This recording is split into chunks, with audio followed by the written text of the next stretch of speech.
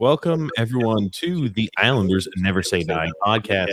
I'm your host, TJ, and with me here, as always, is our NHL analyst expert, the grumpy old man. They say there's no shame in his game because he is always the same. That's me. Grump, how are you today? Okay. What were you about to say? What the hell is you about to say? Spectacular, and then you changed the response to okay. I was working all day. Oh, all day. More than what we could say of our general manager. A quick and easy cheap pop. A quick and easy cheap pop. For those of you who are new to the show, welcome. This is a twice a week Islanders podcast that takes place every Wednesday and Saturday, 8 p.m. Eastern Standard Time. So if you're new to the show, we invite you to stick around a while. We invite you to subscribe on YouTube, to like on Facebook, and to follow on Twitter.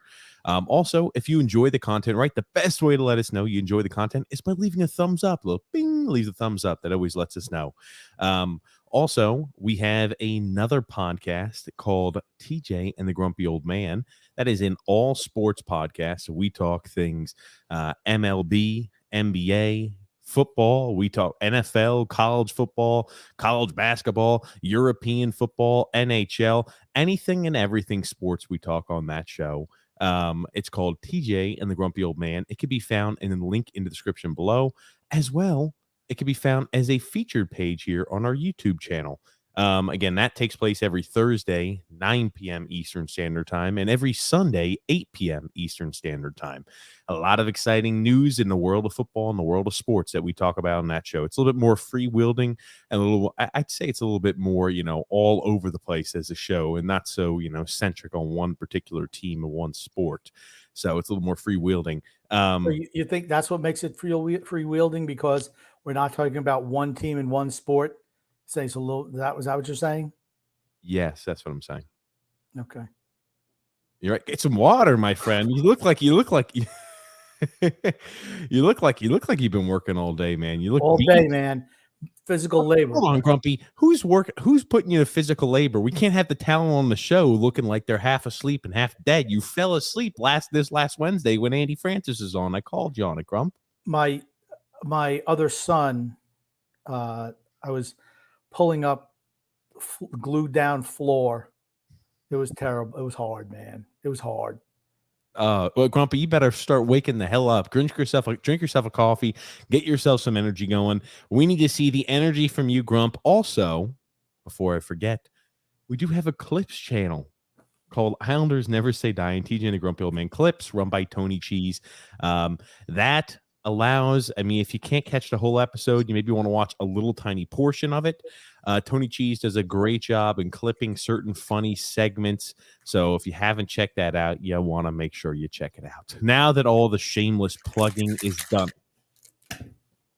done, Grumpy, you enjoying yourself? You just need to shake it around, rock it around like a Morocco or something? I have. Let me tell you something. Today, like I said, so thirsty. I've had since I got home. I didn't get home until like 6:50. I had to shower, and I was ready to go at 8 o'clock. Even though I've been working all day long, somehow TJ once again late to the show, and I don't know what his excuse was. Maybe just laying around like a slug. So today, this moves us right. This segues us right into the next topic. Today's a call-in show. So we have a few items we're going to talk about. We want to talk about before we do the call-in section. But today will be a call-in show. So for you guys, you want to get your emotions out. You want to talk about what's been happening New York Islanders or what hasn't been happening New York Islanders. I understand sometimes it's just you got to let it go. This is your chance to share. Outside of the comments, sometimes it's easier to convey with talking with myself and Grump. So, we'll make sure that we open up the phone lines and we'll have a question there for you, a prompt for you, and we'll kind of let you guys run wild. But yes, we will open up the phone lines today. There was also a NHL Network, Mike Rupp, I believe, talked about today Mike Rupp talked about today a little about the New York Islanders. So I thank you, Alexander, for sending that to me. Now, what has been controlling Islanders social media since we last spoke, Grumpy, on Wednesday. We must have did 15,000 Hail Marys, a whole bunch of different types of prayers, whatever type of religion you worship, because we were fortunate enough to have the Calgary Flames sign Nazem Kadri to a 7-year, $7 million a year contract, and the Islanders avoided that freaking bullet. So that's what's happened since the last time we've podcasted, Grumpy. And I think, just to start off, right, us not signing him to that contract is good. I think that Nazem Kadri helped in the very short term, but was going to be a freaking albatross around our neck in the long term. But he wasn't a fit. He was not a fit for this team. This is a team that has 4 centers chiseled in granite for whatever reason, just the way it is. I mean, unless you want to move one of them. But, either that, if you want to keeping everyone, and then you have to move one of them to center because Kadri only plays center. Move somebody else to wing because Kadri only plays center. Like I said, he wasn't a fit. Just not a fit. Thank God Calgary bailed us out. And here's the thing. He didn't want to play here. Did not want to play for the Islanders. He had that same contract on the table for what, 2 weeks? And that was the rumors. Yep. From Frank, was it Frank Saravelli? Saravelli. Frank Saravelli of NHL Network mentioned that, hey, the Islanders have made an offer. There's an offer on the table. It was 7 years, $7 million per. And then all the media, all the cartel, like you ever watch like 4 and 5-year-olds play soccer? They all just chase the ball, right? So that's what the cartel does. You want to know where I was? I was wide open in front of the net looking for a pass. That never came. I think there's a more apropos analogy for this, Grumpy. And I know you shit all over my analogies anytime I make them, but I think this one's going to be a better fit. It's almost like freaking flies and maggots infesting a dead animal. It just starts to expand and expand and expand, and they're feasting off of the dead, freaking rotting flesh and off of the bullshit that was never there. And they kept running away with it, Grumpy, right? Because certain sites, David Pagnotta, specifically, all over it wasn't just him. It wasn't just him, Grumpy. Every single one of these Islanders, I write about the Islanders. I cover the Islanders for a living. Every single one of them saying, yep, looks like Nazem Kadri. It's all but done to the New York Islanders, all but just a pen on the paper. And I, like the stupid chump I am, I freaking bought it hook, line, and sinker. I said, well, I guess that means that he's an Islander. I said 95% chance when we talked on Wednesday. Grumpy, you were a little bit more skeptical. You thought that, you even mentioned, I think Calgary might be in the play for it. I'm not sure why, if they have him signed, have they not announced it? That's something we have both asked. I know you were much more dubious than I was. And even though I say that's all the time, be dubious, my dumbass bought that hook, line, and sinker thinking that, hey, it's all but a done deal, Kadri to the Islanders. My way of thinking was if he was signed a big name free agent like that, it would have already been announced, period. You're not going to see, the number 2 free agent on the market saying, okay, I'm going to play your gay Lou Lamoriello. No, that wasn't going to happen. So for me, and you never heard Colorado say we're out. You never heard that. I heard Calgary as well. And I'm like, until that, the name is, till the ink is dry on the contract, he's not an Islander. Thank God. But the more, just think about it. What have we done this offseason? Well, we're going to jump into that segment next, because I want to talk a little bit more about what Kadri not signing with the Islanders means for us. Because just like you're about to mention, right? The Islanders haven't done anything this offseason, Grumpy old man. Jesus. Diddly squat. Christ almighty, Grumpy. I hate when you shake that around every time and you take your little micro sips. Oh, but Grump, we haven't done anything this offseason. And when we're thinking to ourselves,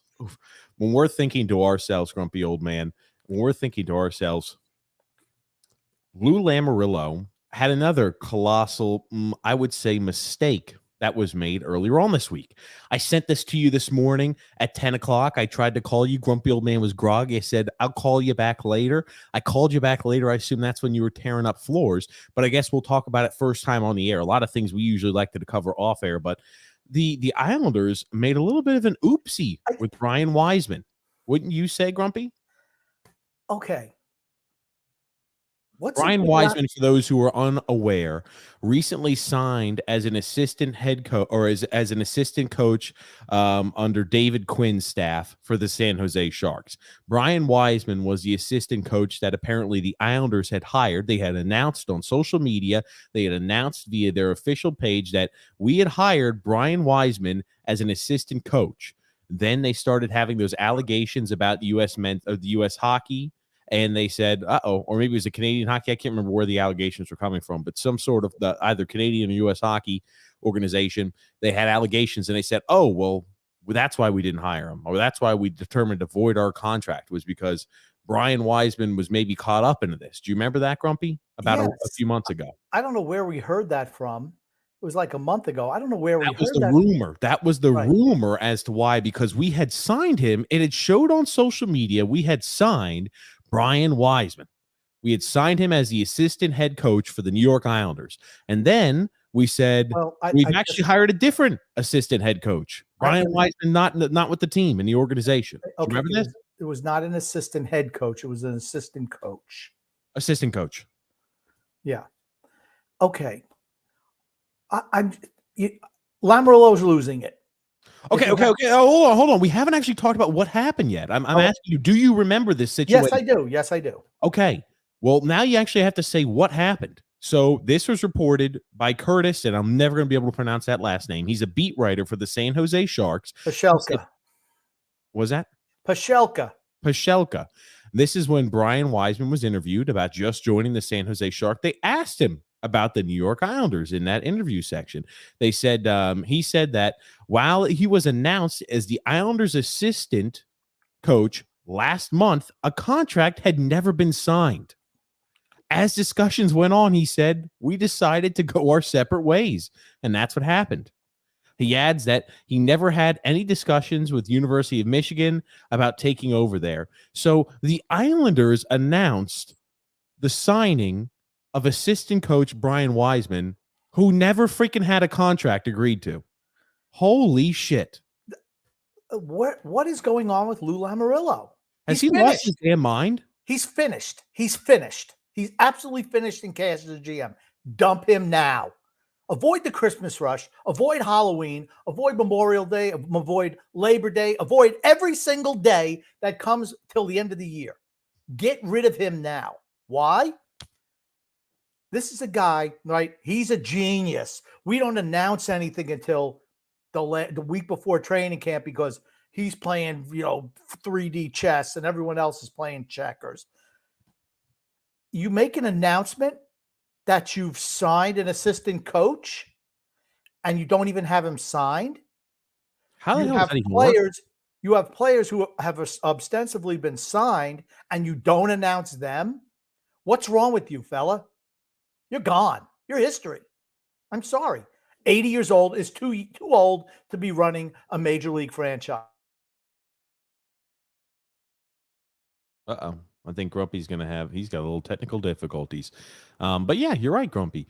80 years old is way too old to be running a professional sports organization like the Islanders specifically. And I'll tell you, oh, Jesus Christ, Grumpy, when you do this, Grump, damn it, when you do that, it's going to make some more work for me on the back end. It just went out. What can I tell you? What can I tell you? Oh, okay. I'll kick you there. Damn it. Okay. But yes, this is man, oh man, I'll tell you. I think that's a bad look for us. We talk about how laughable it used to be with is this not a laughable situation? Is this not something that other teams and other fans of different NHL teams look at it and say, holy crap, what a shit show. The Islanders announced this guy as an assistant coach, and he wasn't even signed. Didn't have a contract signed. And That you would heard be almost as laughable as you saying, "Hey, we've signed Sonny Milano, or we've signed XYZ Hammenegger that's available as a free agent," and he signed somewhere else and said, "Oh, well, everything was almost done. We just had it at that last point. We just didn't get the pen on the paper." What? again, I mean, do they have Dobson signed? Do they have Romanov signed? Who knows? Right? Last year, supposedly they had all those guys signed and they didn't announce them. Did he? Who knows? I if I'm an owner, I'm looking at him, I'm go, WTF? What's going on, fella? Why are we not able to announce anything? Why is this franchise going backwards with you in charge now? Oh, that's right, because we had to get the fire department down here to put out the cake on your birthday. Oh, look at this. Well, Grumpy, yes. I thought He this was did. so He didn't. hilarious. Hold on. This was so hilarious. This is, Grumpy, as I'm saying this, Grumpy, down yourself about half a water because I can tell you're so thirsty. Lou Lamoriello, it's got underneath him. He said, I had the contracts for Johnny Gaudreau, Kadri, and Panarin filed away in my drawer. And it's a younger lady saying, sure, Lou, let's get you to bed. The entire thing, I think the Wiseman, it's not, here's the thing, it's not a huge issue. It's Let's put it in embarrassing. context. It's embarrassing. It's not a huge issue, but I think it's embarrassing. And we have talked about this before. Where do we think, where's the competency level for Lou Lamoriello? I think I question that more and more every day. What I reasonably think happened, right? And I try to reason through this. And again, no idea if it's right or not. I think that they wanted to sign him. They prematurely announced because maybe it was just like a phone deal. It was like, hey, I'll go to New York. And I said, fantastic. We'll get everything sent over to you. And then maybe those allegations came up. Maybe his name was tied in some capacity. I don't know. Maybe his name wasn't even tied in. The San Jose Sharks hired him as an assistant coach this same very offseason. So I really, honestly, I would think that maybe the Islanders didn't like that he was surrounding, or maybe that news had surrounded him and they said, we're going to go a different way before he actually put pen to paper. But that is literally the best case scenario for this. It's embarrassing, Grump. It's a symptom of a problem that's going on with the organization right now. Period. It's like this guy's got free reign to do whatever he wants, right? Anything he wants to do, they let him do. At some point in time, you have to say, all right, this is not working. In Lou we trust? No. No one has ever signed here who's been worth anything. We trade away all of our future draft picks for guys who are just middle-of-the-road guys. We give ridiculous long contracts to guys in their 30s. Thank goodness, like I said, Calgary bailed us out. Here's the thing. He didn't want to come here anyway. He did not want to come here. We've talked about that before, how players use the Islanders as a tool and a beacon to get a contract that's more lucrative for them. And it looks like that's exactly what Nazem Kadri probably did as well. And I have no issue with it. I'm just happy he's not with us. Lou Lamoriello is the tool. They bring him out. Yeah, go ahead. Yeah, what do you want to offer us, Lou? Oh, okay, great. Yeah, sure, we're going to sign there. They just wait for somebody. And like I said, when was the last time anybody signed here? Only the guys who've been here sign back. You want to know why? Because they get more money here than they get anywhere else. That's just the way it is. I'm sorry. It's a problem. He's a problem now. He's a problem. Trotz was a problem. He's gone. This guy's a problem. He's a big problem. 80 years old. Sorry. You shouldn't be allowed to drive, let alone run a franchise. Rumpy, that means we're going to be taking away your driver's license pretty soon, doesn't it? He'll be dead before I got to take away my driver's license. That's for certain. Oh, man. I tell you, it is embarrassing. It's not a huge deal, but embarrassing nonetheless. And it's not like it's the only thing, right? If it was the only thing, it would be different. Okay, maybe this is just a little oopsie, it's a screw up, but whatever. I don't think that's the case, Grumpy. What you looking at there, my friend? What I'm doing on right now, I am DVRing the Canada-Finland game so I can watch it later. Oh, that's what good. I'm doing. I was about to say, man, because we've got, and for those who aren't acquainted, Atu Ratu facing off against William DeFore, 2 Islander prospects. William DeFore getting a lot of praise. We'll talk about that briefly. But I'll tell you this too. So embarrassing, and the Islanders off season, only move we've made. F minus. This is the Kyle Palmieri off season. Failure. Total failure. The only move that we've made is trading the 13th overall selection for Alexander Romanov. We've not brought in any forward. People now have moved down the ladder to say, oh, it's JT Miller. Put some JT Miller in my veins. That's going to make me happy. That's going to solve the problems. All we need is a little JT Miller action over here. And I think to myself, guys, do you not see how you continue to move the beacon, right? You start off with the best case scenario and you've worked yourself all the way down and all the way down to now we're at freaking option Z. Yeah, JT Miller. I think JT Miller is a better fit. We talked about this on Wednesday. If we were going to be stuck with one older veteran forward, I think JT Miller is a better fit for what this team needs in Nazem Kadri. There's no doubt about that. But do not expect that JT Miller gets traded to the Islanders. Just don't have that expectation. Just like don't have the expectation, oh, we're going to trade for Sandin from the Toronto Maple Leafs because they're right up against the cap. Oh, man, this is perfect. Every scenario, people say, oh, this team's right up against the cap. This is how we're going to make it work. Proactive general managers get that done. You look what Montreal did, right?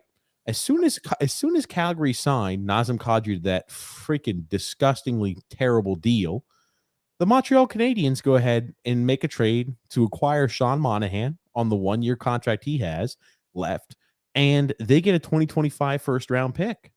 They had the cap space available. They're in rebuild, and they say, fantastic. We'll go ahead and eat that bad contract of yours and take it to us. Do you want to know who else had? You want to know who else had that cap money available? New York Islanders. And Sean Monahan is coming off that hip surgery, so you know what he's got left in the tank. Who knows? Who knows? Okay, even if he doesn't work out, big deal. He's gone at the end of the year. It's a 1-year commitment. He's gone at the end of the year. You have yourself a first-round pick in the bank for doing nothing, for taking on a guy that you took a flyer on a guy who was pretty good 2 years ago, 3 years ago. He was a really good player for Calgary about 3-4 years ago. He was their number 1 center. And then he was kind of phased out. Happens. And we don't know why not, but that's the type of guy I would not mind taking a flyer on. Why would you not? He's 26, 27 years old. Why is that not the type of guy you're willing to roll the dice on? He's a guy who is going to want to bust his ass, and I mean bust his ass this year because it's a contract season for him. He becomes an unrestricted free agent at the end of this year. This is his first chance to really make money. If he's got anything left in the tank and any ability, he's going to freaking show out. He's going to perform out there on the ice. You're going to know exactly what he's got in the tank. So would I have been opposed if we had space? No, I would not have been opposed to do that. I don't know what the Dobson contract looks like. I talked about this. Best case scenario for us after we missed out on the Johnny Gaudreaus, after we missed out on the David Perrons, the really, really cheap items that had went elsewhere, Grumpy. I said, best case scenario for us is to not do anything except sign Noah Dobson to a long-term contract and lock him in for a 7 or 8 year deal. That was the best case scenario. You're going to have to pay more on the front end, but in the back end, it makes our team much more sustainable to have that success. I said that is the number one goal for me. But I'm sorry, Grump. I'll let you respond to that. Yeah, no, go ahead. Continue. Go ahead. Continue. That was it. Because I want to transition after we have a chance to speak about this. Mike Rupp on NHL Network spoke a little bit about the Islanders into Islander fans. It sounds like he's trying to quiet and calm down a mob because he knows Islander fans out there upset, and they should be. Go ahead. You know, when I think of a grade for the Islanders for this offseason, it's N/A. Non-applicable because we did nothing. Did I like the Romanov move? Yes, I did. You're trying to tell me I don't know what the contracts for what Dobson and Romanov are. I don't know. Okay. So maybe they're giving Dobson an 8-year deal at $6.5 million. I don't know what they're doing. Maybe they're signing Romanov to a long-term deal. I don't know. The truth of the matter is before signing those two guys and Kiefer Bellows is not going to, not going to be break the bank type contract. You had $11+ million in salary cap space. You're trying to tell me that you are not capable of moving anyone? Why was Calgary? Calgary moved $6.375 million like that. They did And have you can't do anything. They did have to give up a first round pick in 2025. We've gone on record and say, nope, we are not in favor of giving up draft capital to get rid of cap hits. We've said that on record before, and I stand by that. What I else think does you it do tell too. you? What else does it tell you? Teams around the league don't value any of our players. We value them way more than, smart hockey people do. What do you mean? I'm talking about Calgary giving up a first. I don't understand that. Well, honestly, they still valued Monahan enough to take his contract on for a year and get a first. I mean, but if you can't get anyone to take any of your players, we don't know what he was offering. He has no problem at all. He has absolutely no problem at all just throwing away draft picks to get people to take players off our hands. He's done it before in the past, and he'll do it again. So it's not, like that. He has thrown away first round, second round picks frivolously every single trade deadline, like they're going out of style. Just throwing it away. Got to spend it. Woo! Got to let that one go. Hey, we need a second. Yeah, Andy Green, come on in. 36-year-old Andy Green. Oh, Kyle Palmieri, Travis Zajac. Yeah, first and a fourth is needed. Oh, Jean-Gabriel Pageau. We'll trade you a first and a second. Every single time this guy has the ability to throw away picks, he does, and he does so like they're going out of style. I just want to say one thing to the people who say, well, he doesn't want it. He's never going to do a rebuild. Well, you know what? Then you don't need a guy like that at GM, because if he's not smart enough or doesn't care enough to look to the future of the team, not just the immediate, we don't want him as a general manager. There has to be a healthy balance. This team isn't good enough to win a Stanley Cup. It's never been good enough to win a Stanley Cup, period.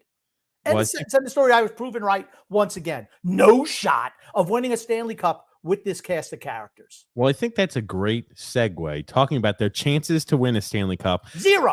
Mike Rupp. Rupp has to go ahead and he's pretending like he's talking Islander fans off the ledge. So, Grumpy, I'm going to have to bump the hell out of this volume. And when you want to speak, just kind of, because you'll come in loud, but that's fine. I'm going to have to bump the hell out of this volume here. Well, they announced it, and it's not the Islanders. Now what for this team who hasn't really done a whole lot of anything this offseason? I said this before numerous times. I'll say it again. I heard through the grapevine back when that trade went down, when Nazem Kadri went to Colorado. Actually, before that, when there was the time when Lou Lamoriello was in Toronto, and there was all right, we got to try to retool this thing, get it going. It was kind of I think that was before the Austin Matthews and the new era of the Leafs. There was one untouchable on that roster, in Lou Lamoriello's eyes, is what I was told, and that was Nazem Kadri. He wasn't going to trade. Back to Nazem Kadri was the untouchable. Remember we touched on that? Nazem Kadri was so important to that team. He was the one guy we wouldn't move off that Toronto Maple Leafs team. Mike Rupp, again, doubling down on that point. You have to love it. Just to hammer in how important and pertinent that Lou Lamoriello thought Nazem Kadri was and is to that Toronto Maple Leafs team. I'm not going to put Nazem Kadri down. He's a good player. He's a good player. He's a good player. He's an above average player. He's a good to above average player in the league.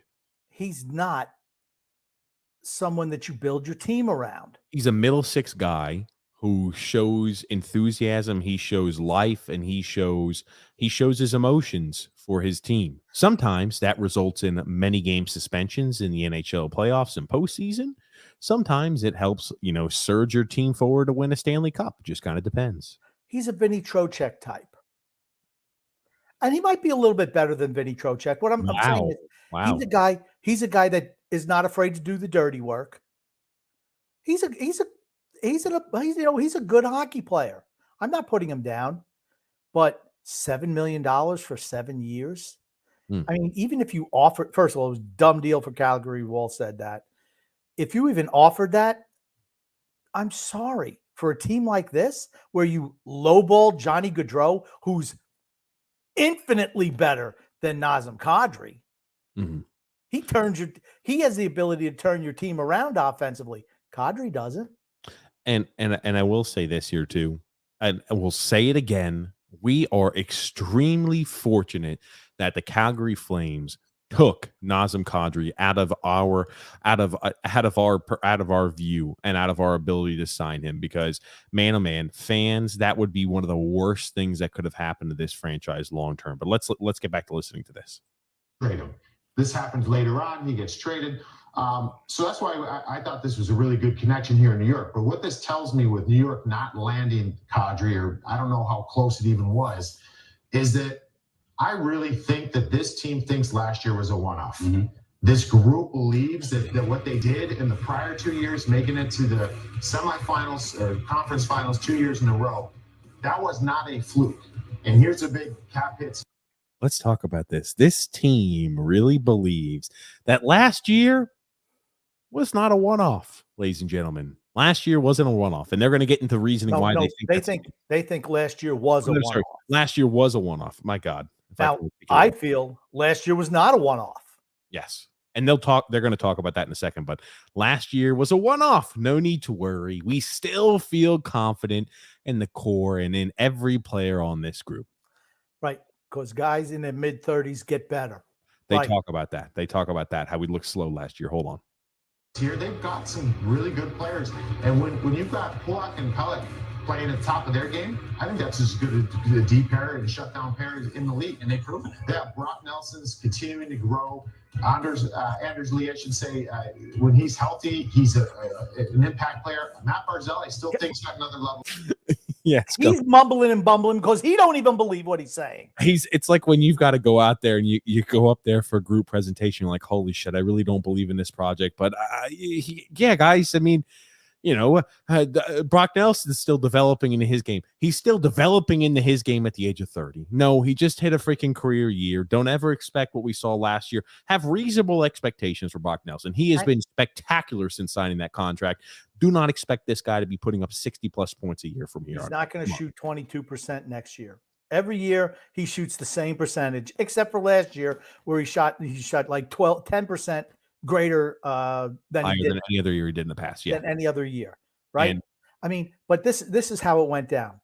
NHL Network says, okay, geez, we've talked about all these teams all summer. We haven't talked about the Islanders. Hold on, let's put the names in a cup here. Okay, Mike Rupp. Here you go. You're the one. He's like, holy crap. You used to know Lou Lamoriello. You were drafted by the Islanders, for heaven's sake. You're going to be talking about him here coming up. But yes, so when Anders Lee's healthy, he's a playmaker out there on the ice. Okay, he didn't say playmaker. He did not say playmaker. Yes, he did. Okay, we got to listen to it. Does Anders Lee, what has he got, like 40 assists his whole career? Yeah, but anyway, let's get back to listening to that, because it's a 5-minute long clip. So we're going to get through this clip. We're going to make a few comments, and we're going to open up the phone lines. Okay. We'll do his game. So I guess my point here is, if you're going to have this fan base, you look at the last 4 seasons here, the fan base is going to be upset because they hear well, what are we doing? Right. We were not good last year. We weren't even close to the sniff in the playoffs. You got to trust. You got to trust. This team's got a good gauge on what they are. You've got to trust. You know what I feel like he was about to say? You've got to trust in Lou, guys. That is just so freaking. That has been propagated by so many people when they cannot rationalize with fucking reason as to why we should trust and why we should put trust into this. Oh, look at the last 2 years. I know last year was a one-off, and look at the 2 years before that. You can't complain with 2 Eastern Conference Finals. Just trust in the guy. Yeah, why should I trust in him this offseason when he hasn't done anything? He didn't make any improvements on the offensive side of the puck. We haven't done anything again to improve our aged forward group. Why should I show trust in this offseason? Just trust in him. Trust in Lou Lamoriello because what he's done in the past. The man's won 3 Stanley Cups, for heaven's sake. Just trust in him. He hasn't won a Stanley Cup in 20 years. Don't trust in Lou Lamoriello because, hey, he's signed a bona fide top-line winger. Don't trust in Lou Lamoriello because we've gone ahead and made our team younger. We've made a hockey trade that's improved our forward group. Don't trust in him for those reasons. Trust in him because what he did 2 years ago. Trust in him because what Barry Trotz in this system did 2 years ago. That's why you need trust in Lou Lamoriello. I hate when they say that shit. Trust in Lou Lamoriello. It's just so fucking lazy. And it's just like, it makes me feel comfortable to say that. That's how I'm going to back up. Why Islander fans, why should we feel better? Just trust in the guy. Look at what he's done. Look at his track record. Yeah. Okay. Prior performance doesn't always guarantee future performance, ladies and gentlemen. And if you can't see the guy who announces, right? Lou Lamoriello gets off the phone. Hey, we've got Brian Wiseman. He's going to be the assistant coach. He's going to be an assistant coach on this team. Oh, yeah, I didn't even have a freaking contract signed. Our PR department, our public relations, our organization's announcing that we've signed him. Yeah, we never signed him. Does that now leave you to kind of go, maybe this guy is, maybe this guy's not necessarily on top of his game right now? All of his cheese, general manager might not be on top of his game. All of his cheese has slipped off the cracker. He's done. He's done. Nothing wrong with it. He was a good GM 30, 40 years ago. Yes, he was. Half a century ago, he was really good. Not anymore. Sorry. Hasn't won a cup in 20 years. 20 years has not won a cup. I don't want to hear anybody say, well, he's won cups. How many have you won? I've won just as many as he has in the last 20 years. 0. Okay, let's get back to the clip. And I think when we look at this roster, I got this roster right in front of me. The New York Islanders believe in this roster. And it doesn't mean they're not going to do anything here in the next little bit, but they believe that this alone will be a playoff team. What can get them over the hump? Maybe they just wait and see, and they come trade deadline time to make a move. But that's a good. Hold on a second, Grumpy. I know you're going to have a lot of those moments. I'm going to show you here. I want to make sure I show because this Alexander had sent this to me, and thank you, Alexander, for this, because we always love this. We started following this new page, but I'm going to make this, hold on, big size. Oh no, I screwed it up. Some old pieces. I think it might need to be injected with. I'm sorry. So the lines, obviously, they're showing the lines. I'm a visual guy, but they're showing the lines. The lines are not impressive, ladies and gentlemen. I'm sure, as you can imagine. To their capabilities, that should be a team competing for the playoffs. So this was a team last year. Remember the new building? So they start on the road, 13-game road trip. They survive that. They come home and they just get ravaged with COVID through that organization. So that's all it is, guys. Remember, this Islanders team, because it was a new arena, had to start off with a 13-game road trip. And as soon as they came back, they got ravaged with COVID. And that was it. Hold on. What he says next is even better, Grumpy. Hold on. Oh, God. The first half of the season was awful. And then all of a sudden, they started to kind of put it together. And they were starting to make some noise in the second half of the season. It just ran out of runway. Looking at that roster in front. The second half of the season ran out of runway. All year. The second half of the season, they just ran out. Guess what? If we played just like we did the second half of the season, we still had a freaking losing record, and we still wouldn't have made the freaking playoffs. But if we played just like that in the second half of the year, guys, it maybe would have taken us 1,097 games to qualify for a playoff spot. But hey, we just didn't have enough runway. Just times that by 10, we would have had enough runway, guys. It's all because of the no legs. We had no legs. COVID. We were the only team to get affected with COVID, guys. The only team in the NHL that had COVID this year. The Islanders, the only guys affected by that. Oh man, I hate it. Missed the playoffs by 16 points. 16 points. We missed the playoffs. We were the 13th worst team in the league. They slip in those bullshit talking points to where if you're not a real Islander fan, then you just check in. Oh, I'll check in. Okay, I check in once a month. Or, during season, I check in at the end of the week to say, oh, man, we lost a few games. We're on a 3-game losing streak this week. Oh, man, we lost to the Stars. We lost to the Coyotes, and we lost to the Detroit Red Wings. What the hell? You check in once a week. These type of points make sense to you because that's all they talked about on our syndicate. That's all they talked about, Butch Goring and all the Islanders media and the media cartel. That's all they talk about. So you just say, oh, yeah, they're saying the same thing. Yeah, that's right. That's right. Now I remember. We started off on a 13-game road trip, and we were the only team that had COVID last year. That's right. Anyway, they got about 2 minutes left. Here's what they did. Hold on. Breakout. What was the Islanders' excuses from last year, fellas? Oh, COVID, new stadium. Yeah, okay. Oh, yeah, let's just regurgitate that line of bullshit. The fact is, we're not good enough to make the playoffs. Those are just facts. Don't try to push some narrative that's ancient. We've already disproved that. Yeah. Go, roll. Are they the team that we saw 2 out of the last 3 years that went all the way to the conference final? I'm going to give you that. I'm going to split what they were last year and then. That's no. Hold on. Don't you love how his answer is? That's no. That's the no. answer, anytime you see him goes, and trust me, he's not pausing like that and going, because he's saying, oh man, they are 100% that team. He's not answering that with conviction. He's saying, how can I tactfully say that no, they are not the same team, and that Islander fans, you're going to be angry, but trust in the guy. But in the same token, when you ask me a question like this, they're not the same team. But I'm sorry, that pause tells you the answer you need. So don't say everything, the words that come out of his mouth afterwards are 100% what he believes. That pause tells you all you need to know. My whole thing is, are we going to play 50-game seasons? Because then we'll have a shot. But if we got to play 82, the answer is absolutely not. That's what he should say, because that team looks old and slow. He'll talk about that here in a second, Grumpy. Okay, we're going to get back to it because we got about 2 minutes left of this. So I'm going to try to keep it quick. 2 out of the last 3 years that went all the way to the conference final? I'm going to give you that. I'm going to split what they were last year and then. And I think they're a playoff team. I don't know. They looked slow last year to me. But here's the one thing I'll say again, going back to Islanders fans, because the Islander fans are some of the most passionate fans in all of hockey. It's half our and they're great. Yeah, they're. This right here, really quickly, in case you don't know, if somebody's going to lie to you right in the face, this is what they do. They ask you the question of, hey, what do you think? What do you think of the Islanders? Are they the same team we saw last year? They give you the little pause, and what they do right now, he's going to butter up the fan base because he's going to deliver. Passionate fan base.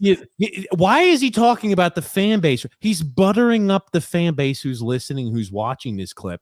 And instead of you going, holy shit, we need to string this guy up by his shoes and carry him through town. He's saying, guys, we're so passionate. Hey, you just have to remember he's going to do this. He's going to transition from, oh, you're so great. The fans are so good. Just look at what Lou's done in the past and trust in him, because this is the same shit he's going to answer. He's not going to hammer as to why we aren't or why we are. He's just going to say, we just got to trust in Lou Lamoriello. I'm sorry. I cut him off, but yes. They love their Islanders. I'm not trying to be spicy here. This franchise was not even close to doing anything and has done nothing for a very, very long time. I came into the league. I was drafted by these guys. So I was a part of them not doing anything. And my point is, the last 20 years plus, they haven't done anything until Lou Lamoriello came in and they made it to 2 Eastern Conference Finals in a row. Okay? Trust that this guy's got a gauge on his team. That doesn't just like freaking clockwork. Just like clockwork. Justin Lou.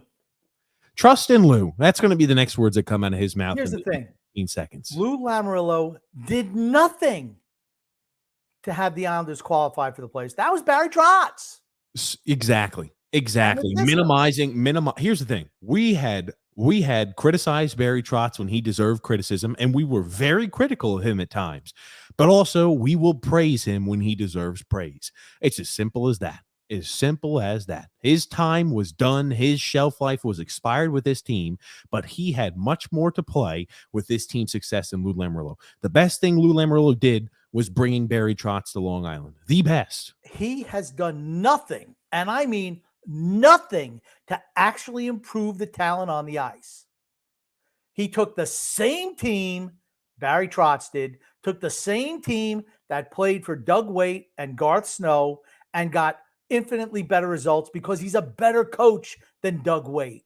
He's a Hall of Fame, and he's an NHL Hall of Fame coach. Lou Lamoriello, the massive failure that he is, the first year after the first year said, we need to improve our forward group. We know that. That's something we're going to do. He has done nothing to improve that forward group.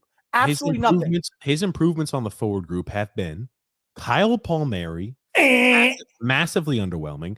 Jean-Gabriel Pageau, third line center. Third liner. Matt Martin. Those are the 3 moves that we've made to improve our lackluster forward group. Nothing. And I'm sorry, who couldn't forget? Zach Parise, third line. Third line left wing. He's 800 years old too. Sorry. Oh man. He's a fourth liner. So yes, and they just think that people don't pay attention to him. Where are the freaking hockey trades that he went on 2 straight intermissions with Shannon Hogan at the end of the year to calm down the natives, right? we heard that he said that it's his team. That's what people who actually had a meeting with him said. He said it was his team. At the season ticket holder event, His team. they had Lou Lamoriello out there where they're asking questions. Usually it's always Lou and Barry, Lou and the head coach, but Lane wasn't there. It was just Lou Lamoriello at that event. And let me put it like that. As Coach Tommy B and other individuals who went there, they put a less than rosy impression they had when they heard Lou speaking. Let me tell you something, jackass. It's not your team. It's Ledecky and Malkin's team. You are an employee. That's what you are. It's more of the fans' team than it is your team. This is more failed the organization. This is more Garth Snow's team than your team. The majority of these players were drafted or were selected or part of this organization under Garth Snow than guys that you had brought in from outside or drafted. This is a more Garth Snow team than a your team too. I'm just going to say one thing. He's been here 5 years now, right? 5 years. 5 years. I don't count the first draft. So you don't count there Wallstrom and Dobson? Absolutely not, because he got there, 4 days before they were drafted? That's not him. That's the previous regime. Name one player in 4 years that's broken into this lineup that he drafted. Don't worry. It's no one. No one. No one in 4 years. No one. That's a successful GM. No one that you bring in has amounted to a hill of damn beans. So getting back to this, the question was, are they the same team, this Islanders team that we've seen 2 out of the last 3 years? He's kind of hemmed and hawed, and now he's back on the Lou. Our franchise has been so hideous over the last 20 years, and look at what Lou has brought us. That's where we are right now in the conversation. So we'll get back to that. Hold on 1 second, Grumpy. Until Lou Lamoriello came in and they made it to 2 Eastern Conference Finals in a row, okay? Trust that this guy's got a gauge on his team. That doesn't mean they've arrived right now, but this roster should compete for a playoff. I think this roster is ticked off, and I think they're going to come out, and they got a lot of veteran players, and they're going to play with a chip on their shoulder. They got the veterans, and they also have some of that youth that you were talking about. Guys like Oliver Wallstrom. Yes. You want him to take that next step. How about we learned a lot about that youngster last year on the back end. He's the one bright spot for that start of that awful first half of the season. Yeah, he's going to be. He is now. He's a very good defenseman, young defenseman, but he's a stud. And I think he's going to be a stud in this league. So we already mentioned about Pelican Pua. That's a nice tandem there. And then you've got Noah Dobson, who had Elliot Freeman on the other day, and he said that he just has a hunch that this deal that's in place here for Dobson is going to be big. And so that'll tell you what this team really thinks about him. So again, I still think there's these young players that you see right there. They're going to be very important to this team.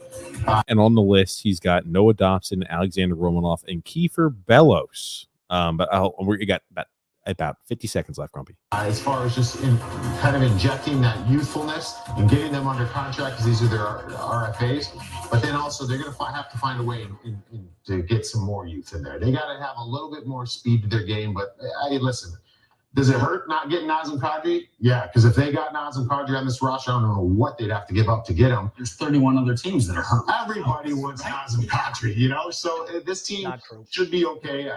I'm interested to see what Lou Lamoriello does prior camp. Yeah, it'll probably hold out until opening night. And they'll announce all the new faces. But they still have the 2 same faces in net, Varlamov and Sorokin, and that's good news because they were a part of that team that went to the conference final, semifinal, whatever you want to call it, 2 of the last 3 seasons. So we'll have to wait and see what the Islanders do as far as offseason act.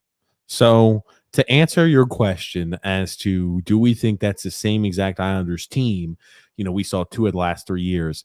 Hem Haws, the Islanders fan base are a very passionate fan base. Look what Lou Lamoriello has done for you. Trust in the guy. That was his answer. So to answer your question, you can read between the lines. No, it was not. Man, oh man, I figured you would enjoy that. I listened to that briefly as I was getting prepped for the show. Man, oh man, Grumpy. I can't even watch stuff like that because it's a puff piece. They needed to say something about the Islanders because no one else will. And they got to try to fluff it up. Roll out the same old tired excuses. Why not just call it is? The team sucked last year because they got too many damn old guys who are well past their prime. Those are just facts.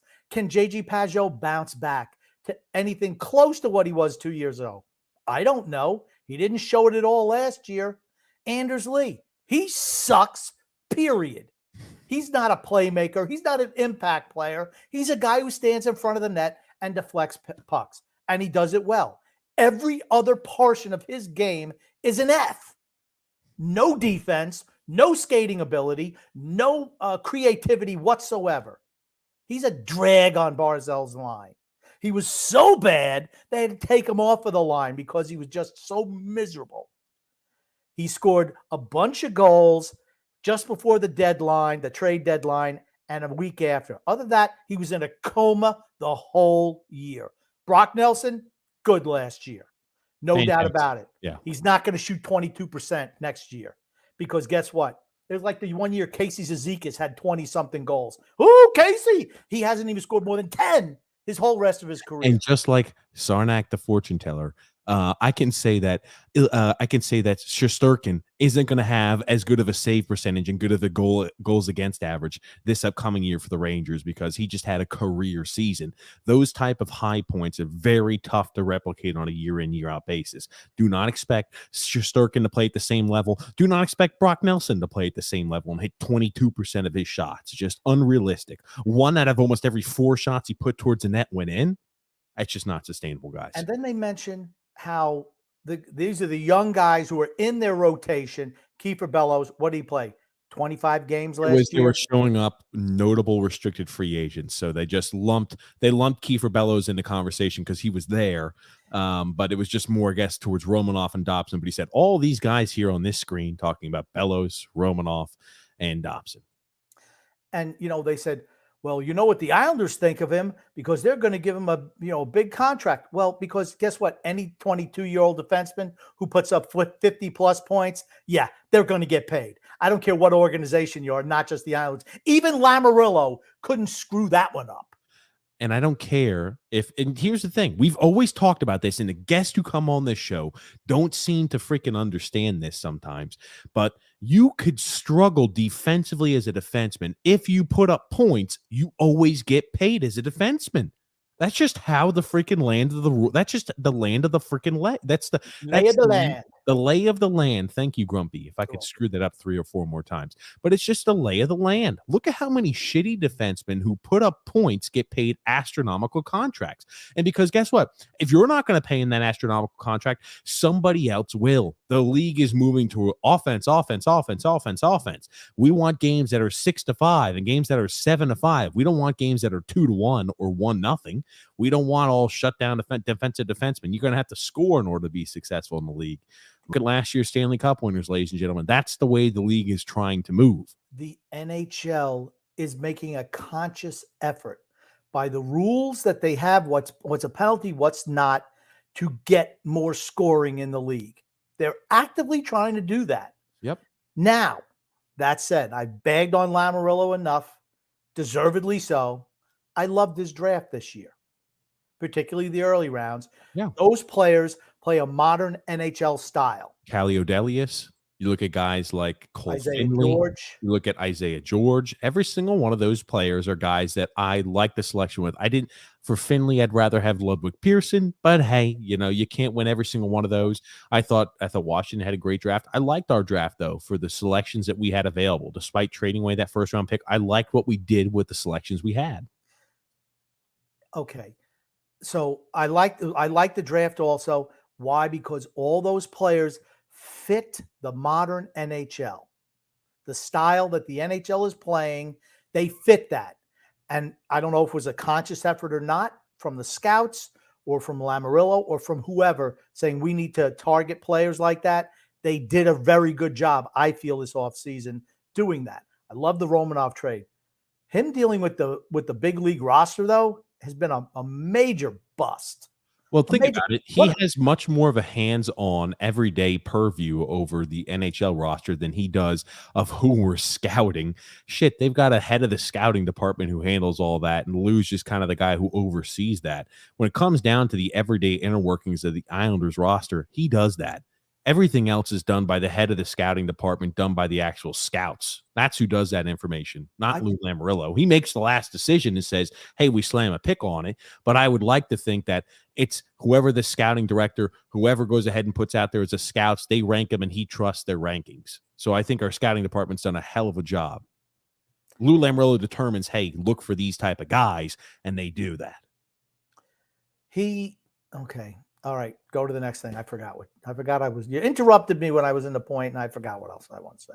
Sorry, I apologize. The hockey trades.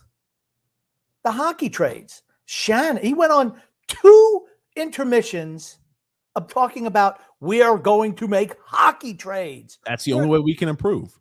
Where are the hockey trades? Because giving up draft picks for a player is not a hockey trade. He's done that over and over and over again. Do you remember to go ahead and finish your point? You're just pausing. So where are the hockey trades? Where are the moving one guy for another guy? Why is everyone else in the league able to do this and you're not? Because you know what? If we wait the old man out, we can fleece him. He's totally cashed as a GM. You know what he's like? He's like Muhammad Ali fighting Larry Holmes. He's like Ric Flair wrestling at 73 years old, where he admitted that he blacked out during a match. Maybe that's a problem with Lou. Maybe he's blacking out during contract negotiations or deals that he wants to make with teams. They said Vancouver, right? Oh, we were going to make a move for JT Miller. And what happened? It didn't happen. Would the old man fall asleep? Did he black out? Why didn't it happen? There's a lot due to the fact that we could not talk with JT Miller ahead of time with contract negotiations. Anyway, God almighty, I was going to make a point there as you kept droning. Anyway, so no worries, Grumpy. The biggest issue, again, that I've got with the whole situation is this is a critical year. We've talked about how the window's closing. We talked about how it's already closed. And I remember on draft night, now I remember, I flipped a shit, right? Everyone's like, oh, man, you're having an overreaction to this Romanov. I remember I said, this is the move we're making this offseason. This is the big move, ladies and gentlemen. This was the offseason move. People said, no, we still have time. We're going to do this. We're going to do that. I told you on freaking draft night, live during draft night, the move to trade for Alexander Romanov was probably the big move. That was the big move we made over the offseason. Everything else will be secondary and tertiary moves. No, we still have the need to address the forward group. This is just the start. It's the beginning. My initial gut reaction that night to overreact and say, based off of Lou Lamoriello's past inner workings, even over the last few years and even last year with the Islanders, this move he made during draft night is the move he will make. And yikes. So, when we're summing up here, happy we didn't get Kadri. Now people are coming to the realization, the same one that we had weeks ago, Grumpy. Years ago. No, even talking about this offseason, we said we weren't going to make really any moves. We're going to be very lackluster in the move department. You said at the start of free agency, it dawned on me when Alexander Romanov was traded for that was probably the big move. We'll open up the phone lines here in a second. We're going to read the ad from DraftKings, and we're just going to ask what you think of Lou Lamoriello's offseason. We're just going to ask, hey, what do you think of Lou Lamoriello's offseason? Make a few points on the show, Grumpy. I'll let you describe how you like the calls to go a certain way, Grumpy. I'll let you describe kind of how you like it, and we'll open up the phone lines. But give me 1 second. Today's podcast is brought to you by DraftKings. The action never ends at DraftKings Sportsbook, especially this summer, with tons of ways to bet on all your favorite sports. You can fuel your fandom and feel the heat of the season like never before. Plus, right now, DraftKings Sportsbook is giving new customers a risk-free bet of up to $1,000. That's right. Make your first bet of up to $1,000, and if it doesn't win, you'll get another shot to cash in. You can throw down on all major action from baseball, golf, MMA, and more. Plus, with same-game parlays, spreads, money lines, over-unders, and props, your betting options feel endless. Best of all, DraftKings is safe, secure, and reliable, and you can deposit and withdraw your cash whenever you want. Download the DraftKings Sportsbook app now and use the promo code THPN and make your first deposit and get a risk-free bet of up to $1,000. That's promo code THPN only at DraftKings Sportsbook. A minimum age and eligibility restrictions apply. See the show notes in the description below for additional details, grumpy old man. Okay, so TJ, you're going to be asking a question, and that's where you want the people to answer the question, correct? I don't even really think I have a question. My question is, I think my question was, and it's kind of broad. How do you feel about the Islanders? Do you trust in Lou? That's, I think, should be the question. Okay. Right? That's what everybody's saying. Trust in Lou. Do you trust in Lou? Here's what we want. Two-parter. Do you trust in Lou? That's a yes or no. And what grade do you give his offseason this year? Oh, gosh. There you go. Oh, gosh. We're going to open You might as well put a poll up, too. Okay, I will try to get that pulled up, Grumpy. I'm sure the phone lines, and but at least the last few times we've had the phones open, it's very tough sometimes early on in the show to get in contact. We don't have it to put you on like call waiting or anything like that. Tough. So it's tough for TJ. He's got to juggle. Like I said, he does everything on the show, everything. So it's just him over there picking up a phone call with my protective. So we try to keep it short so everyone can kind of jump in. Absolutely, absolutely. So I'll be popping up here, Grumpy, a little bit of a I'll be popping up here a poll question. But yeah, I think that, right? I think that, do we trust in Lou, grumpy old man? I think the answer for us is no. No. And I think that, I mean, like, what do we think of the offseason? Realistically, I think it depends, right? I think the offseason right now as it sits is a D. If you sign Noah Dobson to a long-term contract, that maybe moves to a C- or D+. That's, I think, kind of where you cap out. For me, I thought the draft was, I'll give the draft a B. The trade for Romanov, I will give a B+. Everything else, an F. Everything else. Hey, are we here with Alex? Alex, are you live with us here? Yeah, I'm here. Hey, Alex, how are you? What do you trust in Lou, and what do you think of the offseason? I really, to be honest, I don't trust in Lou at all. I trusted him a little bit a few years ago when he was making moves. Now he's made the biggest move is Romanov, and like, all right, that was good for our defense because we did need to sharpen up a little bit on defense. But there's no goal scorers. Like, there's no one to help Barzell. There's, like, that's it. Like, if you look at Instagram posts, there's like proof that Islander fans think that he's like a D- on off season, and it's true. That's what I believe in also.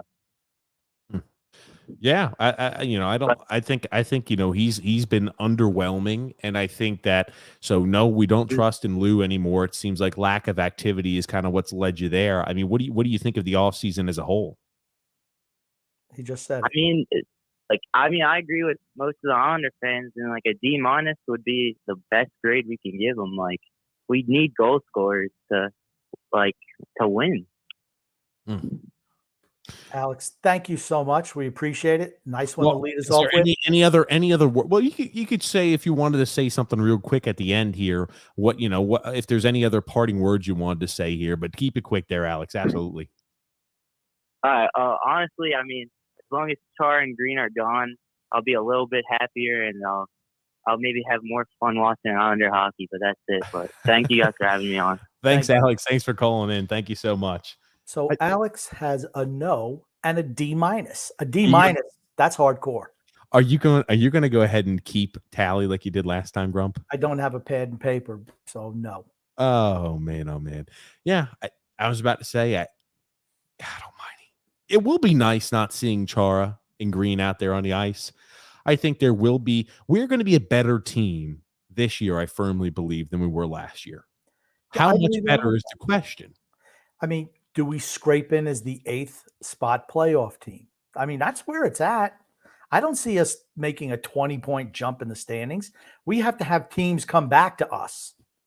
We're not, for me, it's laughable thinking that this team that's been in the bottom, third of the league is going to be anything offensively, is going to be anything better than that going forward.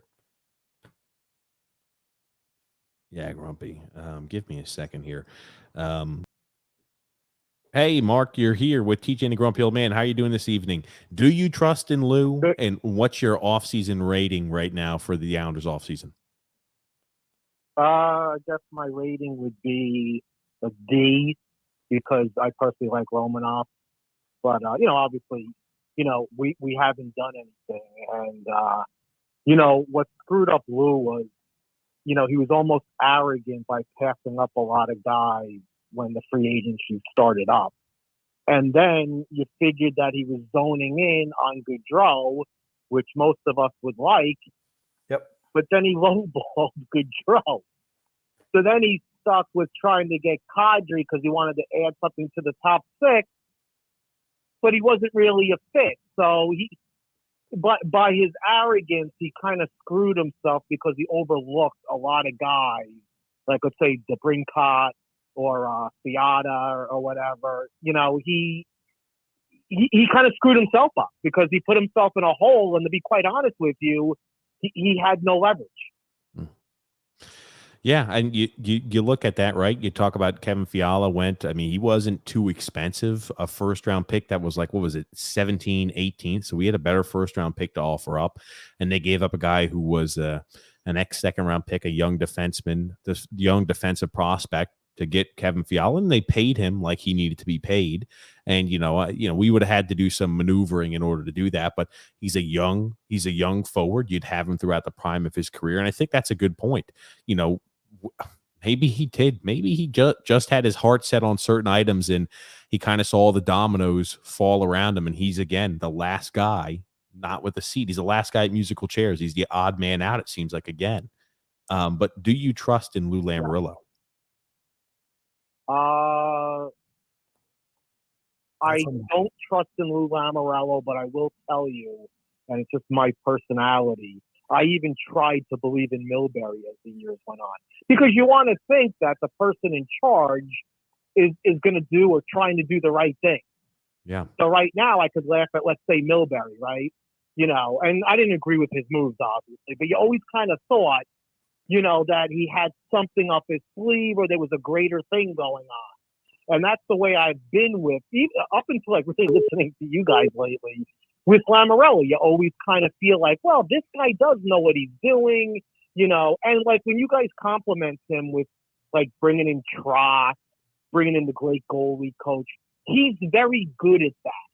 And he is reputable with older players, maybe a Palmieri, a Parisi, the older guys, they remember him from many, many years ago.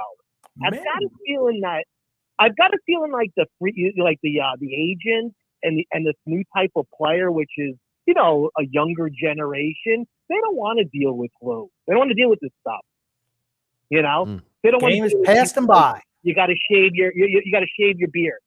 You have to adapt to the generation.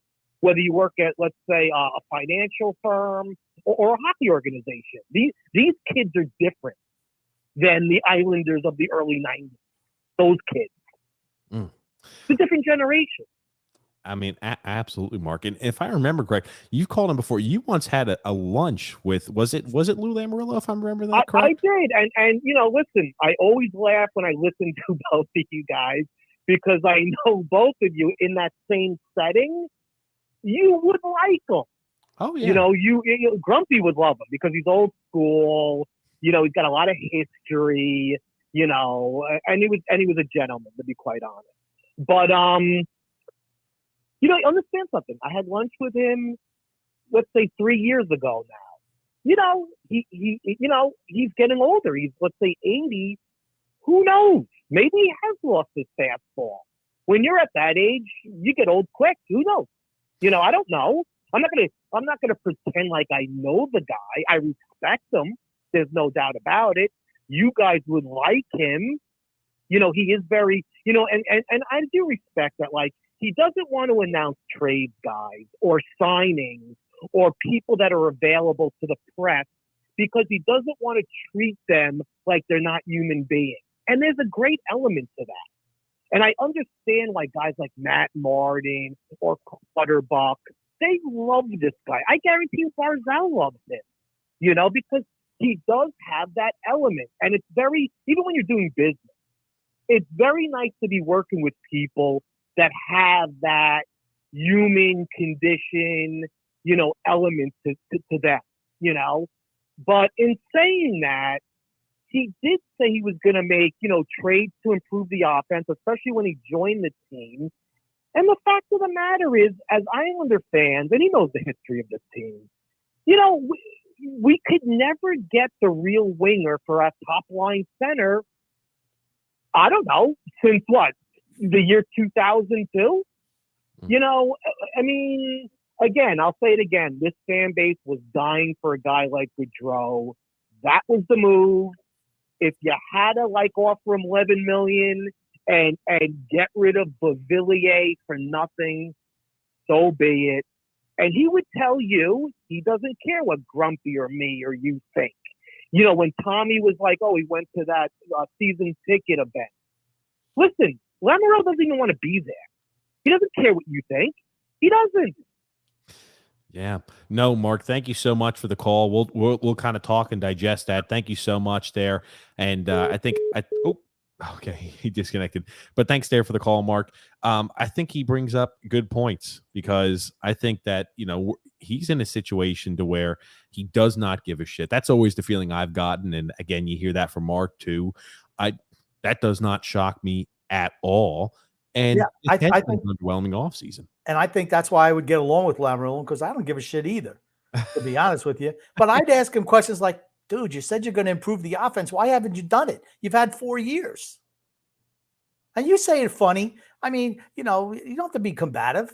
I get him some information out of him, like what kind of earwax cleaner he uses or something. It bugs the hell out of me, though. Because here's the thing, you do have to care a little bit about what the public thinks of you, because your job is completely indicative based off of whether people are going to the games, whether the public likes the product you're putting out there on the ice. So to a certain extent, you do have to care a little bit about what people think. You do have to care a little bit. He's not the owner of the team. Exactly. He's not. He has brought respectability back. And just as Mark mentioned, we say this all the time, right? He has done a few huge moves for us, and we will forever be thankful for him. The time period to pull the ripcord, though, is now. But hey, you're live here with TJ and the Grumpy Old Man. Who do we have calling in? Brian John. What's up, fellas? First time calling. What's up? You said it was Tommy John. Was that correct? Brian John. Brian John. Sorry. He's got the black and white picture. I can see that sunlight going on your head, TJ. Anyway, I'm trying to go ahead and blind the viewers. Do you think do you trust in Lou Lamoriello, and what do you give the offseason? Absolutely not. He gets a big fat F. F. You know why? You could have traded you traded a 13 overall pick for Romanov, stay home defenseman where Brendan Cat was on the market. And then he's a winger. 40-goal guy, you could have traded a first and a second and got him. And everything would have been solidified there with Barzal. Big, fat F. That's a positive endorsement for Lou Lamoriello, if ever I've heard one. Oh, man. That turtle-looking guy, man, he has to go. Enough's enough. Respectability. He served his purpose. I mean, yeah, he did for the first 2 years. Now it's gone down the basement, since we've been losing a lot. Everybody's 35 plus. So, I'm just letting you guys know in the next 2 years, it's going to be bad. We're going into the dark ages. I told you. Well, right now. Here's the thing, though. Us not signing Nazem Kadri, I think, leaves us a little bit of a lifeline. Now, this leaves me, as an optimistic fan, it leaves me a glimmer of hope that the reason why, we're not signing a guy like Nazem Kadri is because maybe we're going to lock up a guy like Noah Dobson to a long-term deal. I think that's the best case scenario we have as fans. Fans are going to say they want JT Miller. 100%. And I think the best thing we could do is sign Noah Dobson long-term. And Elliot Freeman saying that contract might surprise people. That makes me excited that maybe it's a longer-term deal than what we've seen in the past. It's not going to be a short bridge-term deal. That is the best case scenario for us. 100% agreement. Absolutely. Brian, absolutely agree. Anything else you want to say and talk about Islanders related here? Yeah. Everybody who's going to the game this year, or at season tickets, make sure you chant fire Lou because he sucks. I'm out of here. Okay. Thanks so much, Brian. Do you remember when we used to have I remember that's when we originally started this page. It was a walk out on Wong page where it was like we were trying to organize people to walk out in like the middle of the game to I do not remember doing that. Okay, no, you weren't here, Grumpy. I started this many years ago, like almost a decade ago. Okay. It's whenever this page just started, it was a walk out on Wong page.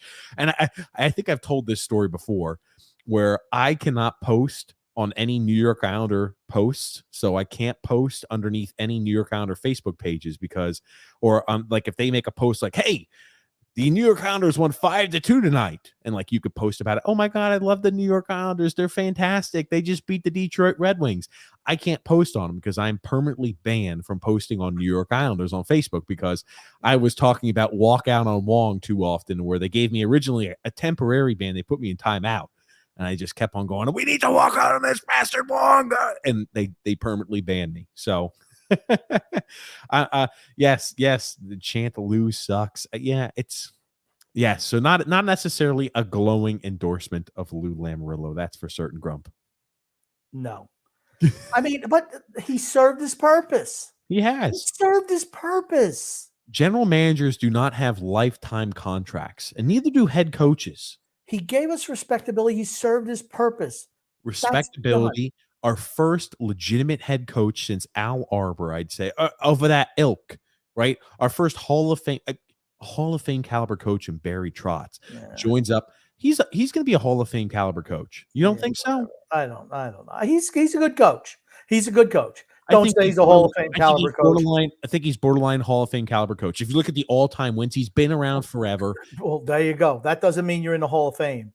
It's like Frank Gore. Frank Gore's making the Hall of Fame. You don't think he is? Frank Gore will make the Hall of Fame. We've talked about that before, Grumpy, on the TJ and the Grumpy Old Man show, which will be live tomorrow, 8 p.m. Eastern Standard Time. Link in the description below, or as a feature page on our YouTube channel, you can find that.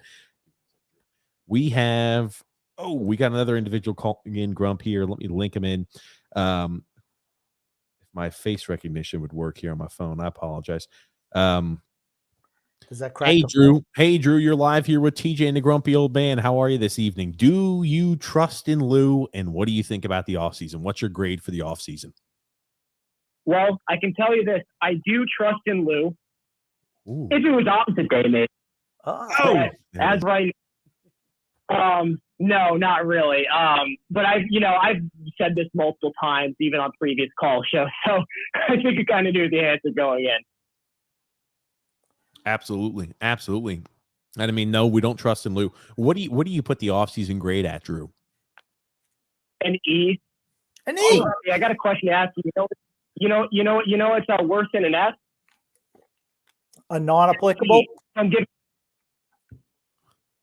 No, listen.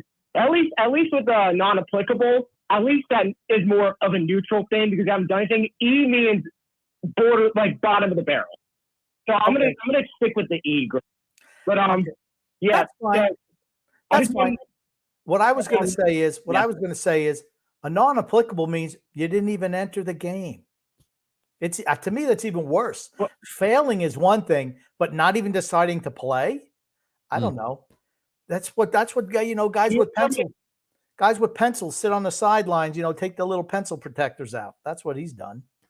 And here's what I'm going to counter that. Can I say something, TJ? I'm sorry. Yeah, no, absolutely, man. Go ahead. And here's what I'm going to counter that thing, Grumpy, and I want to hear your honest opinion on this. Lou sat on his hands for 4 years. So are we going to give him non-applicable for all 4 years? For the off season, yeah. Because he never partakes. So you're giving him a non-applicable every single year. Yeah, he never takes. I'm giving. He does nothing. I mean, if a realistic grade for this offseason for me is probably a D. Yep. I like the Romanov trade. I like the draft, but everything else is just really a low F, in my opinion. Underwhelming. You've done nothing.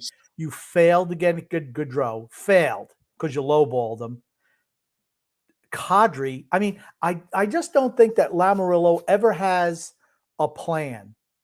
It looks like, oh, well, maybe we'll try this. Maybe we'll try this. But he doesn't have a real set plan because not everything happens for you. No one wants to come to the New York Islanders on a free agent contract. You know how I know? No one ever has. It's just guys who are at the end of their career and want to make one last big payday. Those are the guys who sign here. No one else wants to be there. You would figure in 25 years, at least one big time player would come to the New York Islanders. No. The law of averages. You would just figure, I mean, every other franchise had somebody big go to them. Every other franchise. Columbus. Dallas. It won't be a long time before Seattle will join that list with a big name free agent joining up. They're going to get Matt Barzal in a couple of years. They would have Matt and Matty Barzal. So now the question is, how is it going to be? That's going to be confusing. Oh, good gracious. Drew, what else? What other thoughts do you have on the Islanders real quick? So I'm going to segue a bit into, Grumpy was talking about Lou, and I'm going to take it a bit of a step further, actually, because I'm kind of tired of just yelling all the time about this organization, because I just accepted fate that we're going to be in the pit soon, and I'm excited for the rebuild in a way, because I want to see if we can get Connor Bedard if possible this year if we're that bad.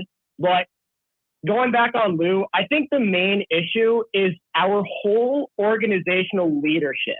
I think that is a major issue. And it's all the way from Ledecky to Lou to Anders Lee.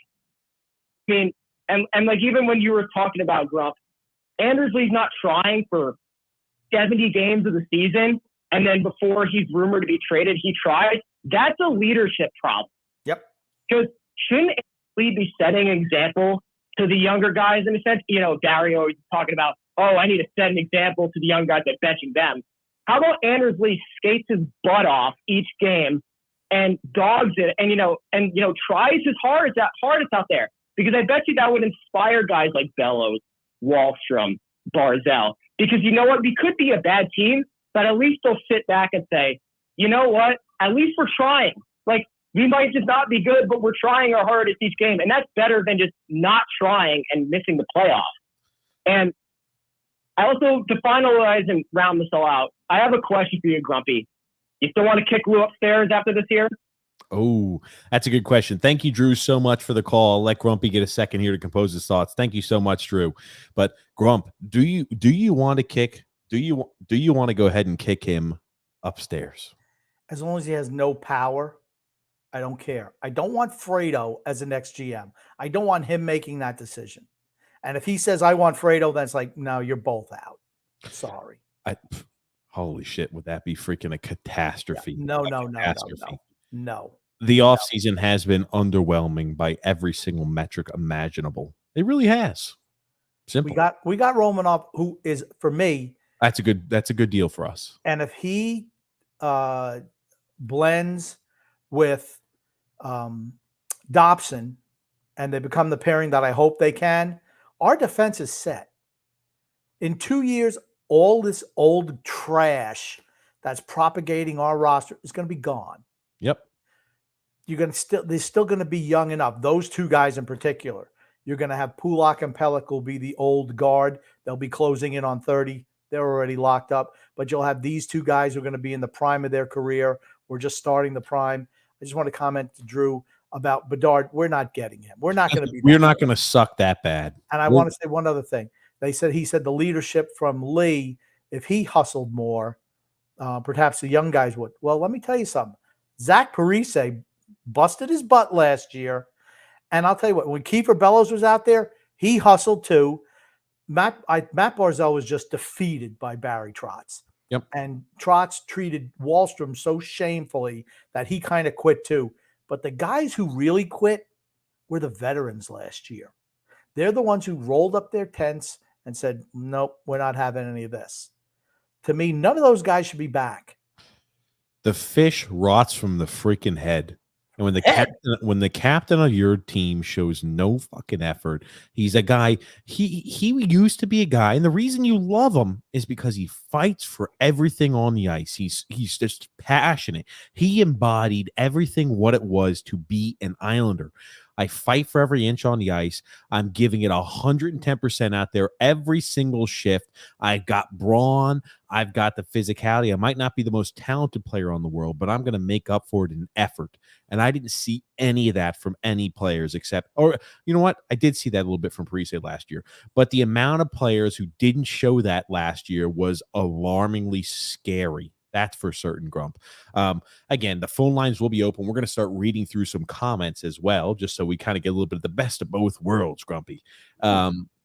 Emmanuel R. And he says, no better title for this segment. I like Kadri, but as you guys said, too much term for someone of that age. For those unacquainted with the title, it is the Islanders Dodged a Bullet / Islanders Call-In Show or Islanders Call-In Show.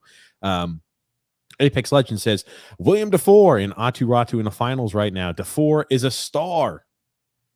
I don't know. I don't know. I haven't watched any of the World Juniors. I'm DVRing today's game. I just want to see how he skates because so far I've been underwhelmed with his skating. He can shoot the puck though. Yeah. And he's got good vision where, he's not afraid to make a pass. He's not like a one-trick pony like some of the guys on our team. So, but can he skate?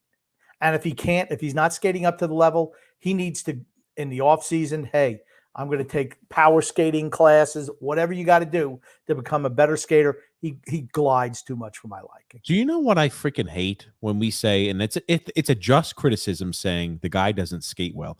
I hate when people say, well, that's a good thing. That's the easiest thing you can improve upon. What the fuck? What are you? Why haven't you improved on? Hold on. What are you smoking?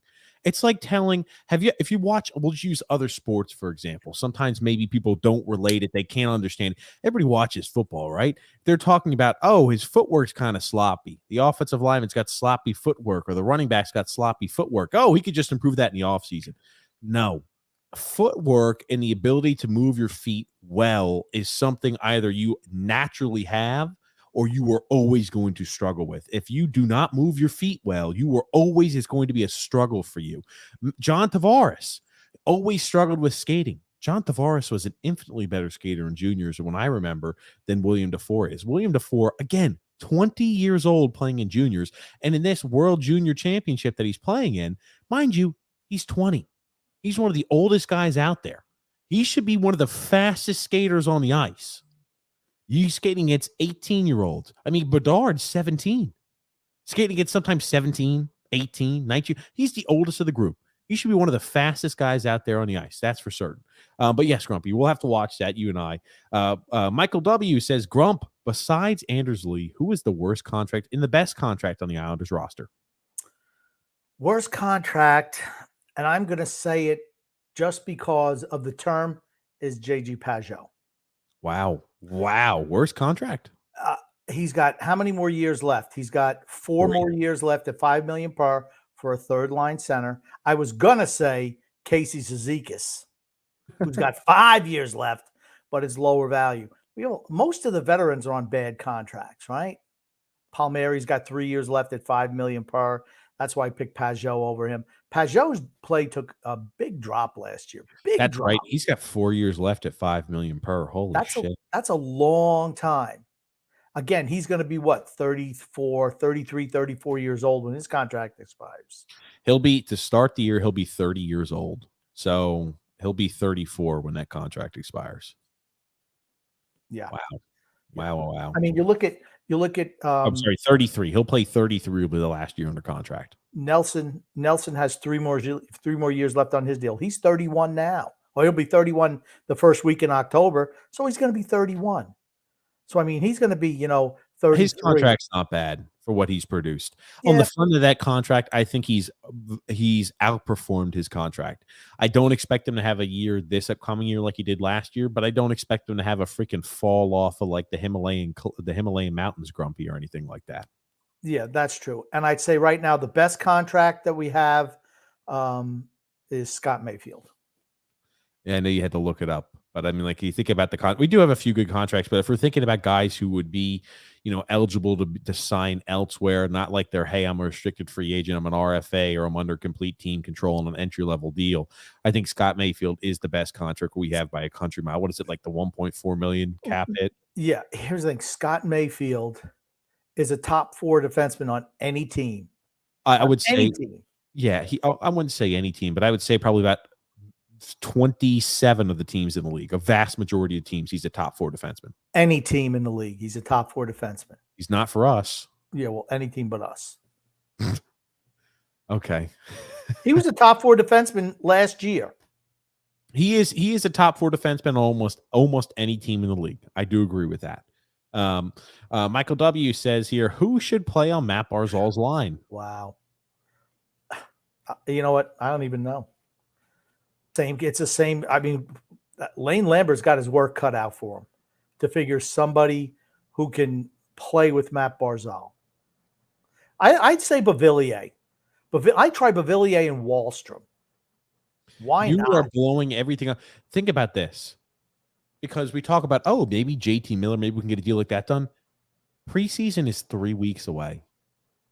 Preseason starts in 3 freaking weeks, guys. 3 weeks from now. Has it dawned on you that we're not doing anything? For those fans who are now moving their optimism on the JT Miller train, what gives you reason to be optimistic about that? And don't say, it's because, we were talking to the Vancouver Canucks about him earlier. Yeah, I got that. But it was all revolving our draft pick going their way. Just because they don't have the cap space doesn't mean, hey, they're going to trade him to us, or they're going to even trade. That's going to be the guy they trade. We're not going to be able to give anything away that they want. He'll probably get moved at the deadline, but there's no way we should trade for him. No way. Grumpy, usually if you give me about like 3 or 4 seconds as you see me jump into the cone, hey, you're live here with TJ and the Grumpy Old Man. Who do we have calling in? Hi, TJ. Hi, Grumpy. This is Marcus calling from Arizona. Been a long-time Islanders fan. Grew up in Montreal and started cheering for them in 78. Was born in 72, so we're the same age in terms of longevity. Get to watch you guys every once in a while. Love your show. Love the fact that you gave an outlet for Islander fans. Just wanted to let you know my thoughts on Lou. You've been asking people to grade him. Being from Montreal, have a lot of friends who obviously follow the Canadiens, and therefore that's the other team that I follow pretty closely. I did watch you guys live during the draft. You went kind of nuts when they traded for Romanov. I think Lou did a pretty good job in securing him. It's part of the problem, or it solves part of the problem for us defensively, I think. Getting a stay-at-home defenseman replaces Green. I really liked Green. I thought his overall game, he just got old. And, I don't think he's fit anymore to serve on our defensive pairings. But I think Romanov is going to be a great addition to this team, and he's going to add some grit, which I think is really missing from this organization. That said, I am a little disappointed that Lou hasn't gone out and gotten a forward, but I'm going to grade him as a B- at this point. It's not so much that in Lou I trust. I never really followed that saying. It's kind of an old New Jersey Devils thing, but what he didn't do is he didn't go out and sign another bad contract. And I think he needs some credit for that. And then one thing I am hopeful for, and I hope other Islander fans are aware of, is that we do have hope for the future. Like, some people are calling in and saying it's going to be dark ages and so forth like that. Maybe for a couple of years, we might not be so competitive. But let's just say this year doesn't work out. Well, we have a lot of these older guys that maybe we can spin off for teams that are going to be making it into the playoffs. Nelson, as an example. I know you guys were just talking about Pajot, but someone's going to be desperate enough to overpay. So if we don't do well this year and we're on the outside looking in, it's possible for us to actually start getting rid of these guys for more picks to build around Barzal, Dobson, Mayfield if we decide to keep him. We do have Walston and Bellows, which are not proven commodities just yet, but do hold promise. And don't forget, we have Ratty and Dufour and Sala. And then there's some other little pieces down there that, in my opinion, like I think Cernak, I can't remember if we got him back, but I think we did. But let's just say, Casey Cizikas has to be spun off. We have these people that can come in and help out if we decide to do a mini rebuild.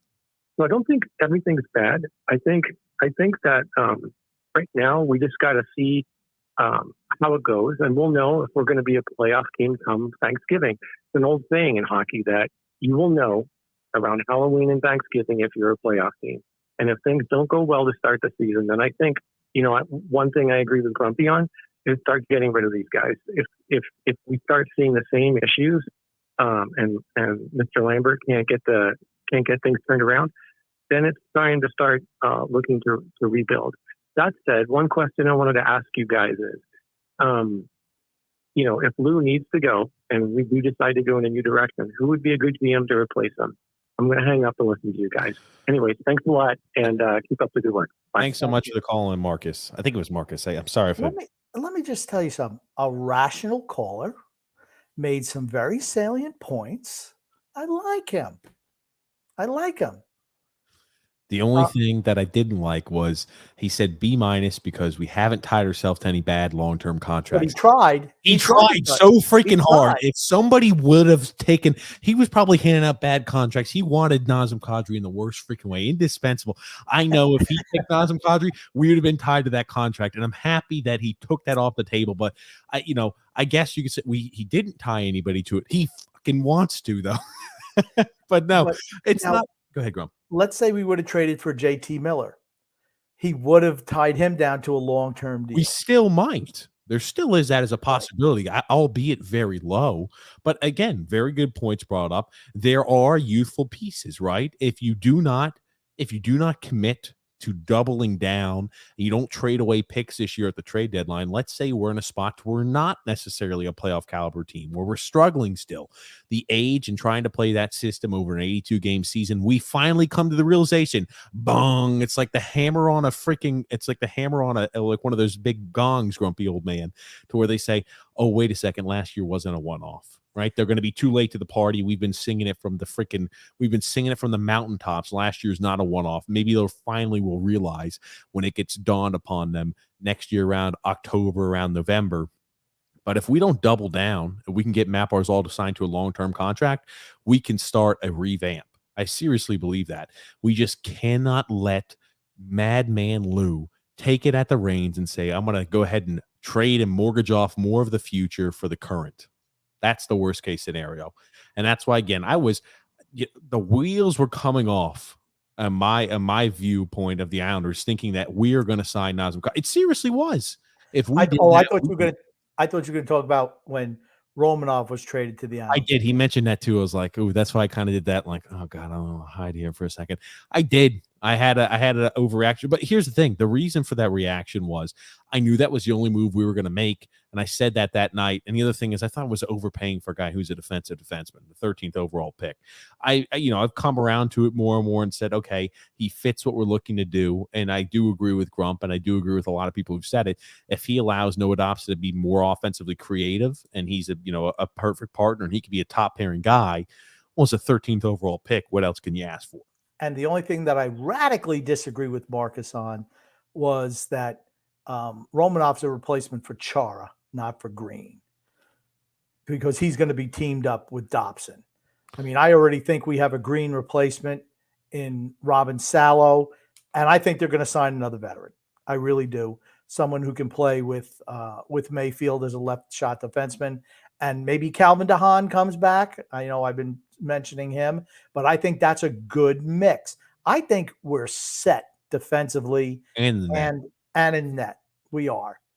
The forward group is where we have a lot of issues. As long as we don't let Madman Lou run away with things, because he wants to. I firmly believe, based off the contract he had offered to Nazem Kadri, he wants to tie veterans down. He wants to go ahead and double down on the team and add more assets and give away more of the future. If we're not in the playoff picture this year around the trade deadline, You can go ahead and move Scott Mayfield, right? You're going to get less for him this trade deadline than you would have gotten last trade deadline, Absolutely. as we apoplectically screamed at the top of our lungs. You can also go ahead and move a guy like Varlamov, as we said this year, needed to be moved in the offseason. You can move him on the expiring deal, and you can withhold.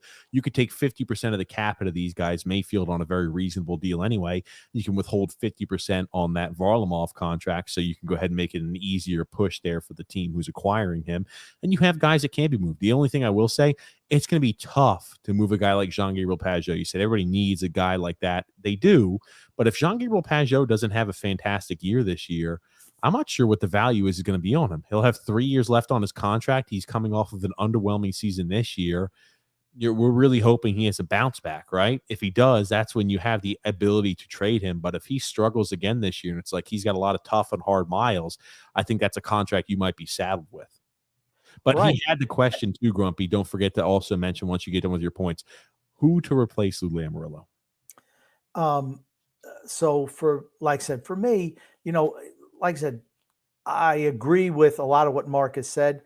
I just don't think that Lou's ever shown a proclivity to do things like that, to move veterans, to bring in, draft picks. He's never been a guy who's done something like that.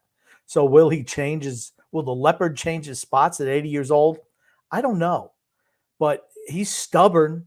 That much I can tell. He's stubborn. He thinks his team is good enough. I vehemently disagree with that. Like I said, he should have started moving some guys already, or started to transition, at least start transitioning that way, because this team is not good enough to win a cup. It's not. I don't know anyone who thinks it is. Not even Lou. He doesn't think it, because he was trying to make improvements, but nothing worked out. So he knows it as well. I mean, and as opposed to moving guys, Nelson might be a guy that you can move. How many of these guys have no trade or no move clauses, though? That's the caveat, because they're not able to get somebody to move. Tampa Bay, they were able to do it. So, and to answer your question, I've got a few names, right? We've always said guys that are assistant general managers on teams like your Colorado Avalanche, like your Florida Panthers, guys on your Tampa Bay Lightning, teams that play the current NHL style, that have done a good job building a team to play this. Hey, you have to generate offense. You're going to concede goals going the other way, but you have to be a team that generates offense. You look at the Tampa Bay Lightning assistant general manager and director of hockey operations, Matthew Darsh. That's a guy. You're looking. Florida Panthers just hired a new assistant general manager this offseason. I think their other one had signed. I cannot remember. I think they went to Detroit. I don't remember. I don't know where he went, but I think Florida's assistant GM as well as Tampa's assistant GM, because Kevin McDonald just became the assistant GM there in Colorado. But I know Colorado and Florida's assistant general managers were signed there or moved as a general manager with other organizations. But ideally, you want a guy who's got some experience being an assistant general manager and has had a chance to learn under one of those guys. Yes, exactly. I mean, and they had to be under 70 years old. Well, I think that it's not going to be like when you hit on the sort on that cue, you're not going to lose but maybe one or two names, so you'll be okay. Okay. Scott L saying, "Hey guys, what's up?" Scott Gungun saying, "Hola, mi hombres." I saw a sports chap recently say that the Islanders are still a good team, and last season was just an aberration. Does he speak the truth, or is he smoking massive amounts of crack? I'm leaning towards crack. I would say so too. I think we're a good team. I do. Well, here's the thing. I think we're a good team. I don't think we're a great team. I don't think we're a Stanley Cup competitor. I do think we are a competitor for the playoffs, though. Even with no moves made, I think the subtraction of Zdeno Chara and Andy Green is going to help out this team immensely. Those two guys were freaking anchors on the defensive unit last year. I still think there's huge gaping holes in the forward group. That's something we haven't addressed still, and I don't think we're going to address. But I think defensively and net and goaltending wise, we are set. So, I think we are a good team, not great. Dan L said, "Disaster averted." Yes, the baby said the same thing. Look at him. He's like, woo. That's not. I was about to say that's one that's relaxing. It's not like oh man, I hate what the Islanders did. This is like goodness. I can finally relax. And the first thing he did was collapse and go, oh, thank God. That's right. That's exactly what the baby's doing right now. That baby is a legend in my mind. I love that baby. There it is. Anthony R says, now that we know we aren't getting a free agent, Lou's 4 moves better be locking up Dobson and Barzal long-term, re-signing Bellows and Romanov. Well, there you go. That's right. He had 4 moves in the bag. Wouldn't that be great? You want to talk about turning an offseason from a D to, I mean, like if he locks up Barzal long-term and Dobson long-term, I think that makes this offseason a B. You want to talk about it's serious jump up because here's the thing. We didn't do anything to mortgage off our future. We didn't do anything to double down on the aged veteran team we have now. And we signed the important players and the pertinent players of this team's future success to long-term contracts. And it allows us to start that rebuild process if we're not successful this year. I think 100% that would be a great offseason. And we got younger defensively with Romanov. Exactly. That would move my D from a B like that. Yeah. Like that. So there is still hope. Will that happen? I'm not quite so sure. I mean, that's the key. And give Barzal the C. Just give him the C. Just say, yeah, Anders Lee, sorry. You know what? Here's the thing. You're the past. This kid's the present in the future. He's the captain, not you. That's what they should do. And see if he sulks. Because if he sulks or does any little backstage politicking or something like that, jettison him immediately. Find a way to throw him back on. We're going to say, we're going to throw you back to how you earned your name here. We're going to put you in a bottom 6 role, earn your way back up. Doug R says here, I think the best thing Lou can do at this point is just say they're going with what they have and give the kids a serious look. I agree. Yeah, why not? Bellows showed playing, even it was limited games, showed jump and determination playing under Lane Lambert. I think that Barry Trotz shackled the young kids. And that's his biggest weakness, is slavish devotion to the older players, which is detrimental to the team in the long run. And what again did we say? Best case scenario for the Islanders is the young guys all take a step forward under a new coach, even though the coach won't be as good as the old coach. More freedom and more instinctual play will allow these guys who have been so systematic with everything they've done to feel a bit more creative. And again, it allows them to play a little bit more freely, and we're going to see better results on the ice. That's best case scenario for us right now. The young guys take a step forward into that mentality, and we don't hemorrhage a lot of chances coming the other way. I just, the more I think about what they did in season last year, signing Parise back, not trading him. You could have traded him and signed him back. That was so easy. Clutterbuck, why are you resigning a 34-year-old fourth-line player? I mean, Casey Zizekas, 6-year deal for a guy who's 30, always hurt. 6 years for a fourth-line center? You signed 2 fourth-line wingers for 4 years? I just don't understand it. My percentage of thinking that the moves we're going to announce are signing Dobson and Matt Barzal long term, my likelihood or percentage of likelihood I'll put on that is very low. I don't put that as a very high level for me. I think that's the best case scenario, but I don't think it's necessarily going to be that. Charles D says, glad we didn't get stuck with that horrible contract. Amen, Charles. Amen. Yeah. James F said, hey guys, the MIB channel has the Syracuse Mets on. Is there any player I should look at for the Mets? Plus, did you know there's a pitch timer regulation, good for baseball or not? Is this league AAA? I mean, we've talked about that before. They have the timer. It makes games go by quicker. I don't know if that's a AAA. I don't know if the Syracuse Mets are AAA or not, but I know they have used the Rumble Ponies. Maybe the Rumble Ponies are AA. The Rumble Ponies. I love names at minor league baseball team. The Rumble. What's a Rumble Pony? I mean, did they have a contest? Hey, what do you want to name your team? The Jets, the Sharks, the Rumble Ponies. Syracuse Mets are AAA. The Rumble Ponies, the Binghamton Rumble Ponies are the Rumble Ponies. Okay. What is a Rumble Pony? I like it. I automatically like it. But what is a Rumble Pony? Are they like fighting ponies? I don't know, Grumpy. I don't know. Jackson T says, whew, but now who?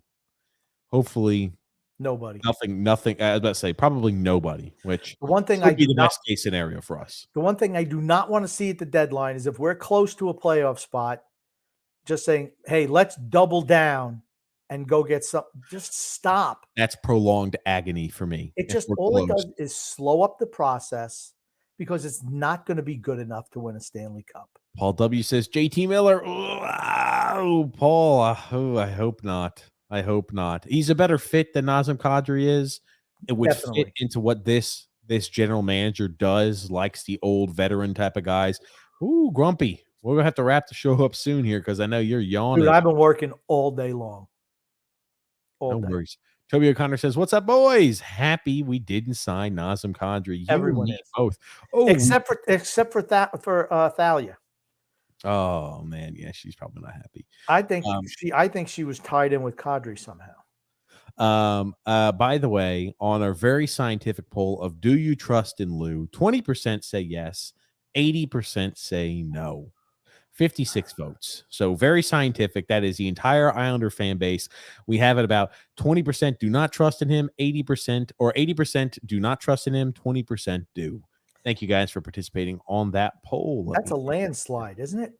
Yeah, I'd say. I mean, it's overwhelming. I would say that maybe our listeners are not as they're more realistic fans than the other sections of the fan base are. So which is nice. That's how we like it. Would you love to see Kiefer Bellows step it up this year? Oh, that'd be great. And then again, a best case scenario. That falls under the best case scenario. Is it likely? I don't know about that.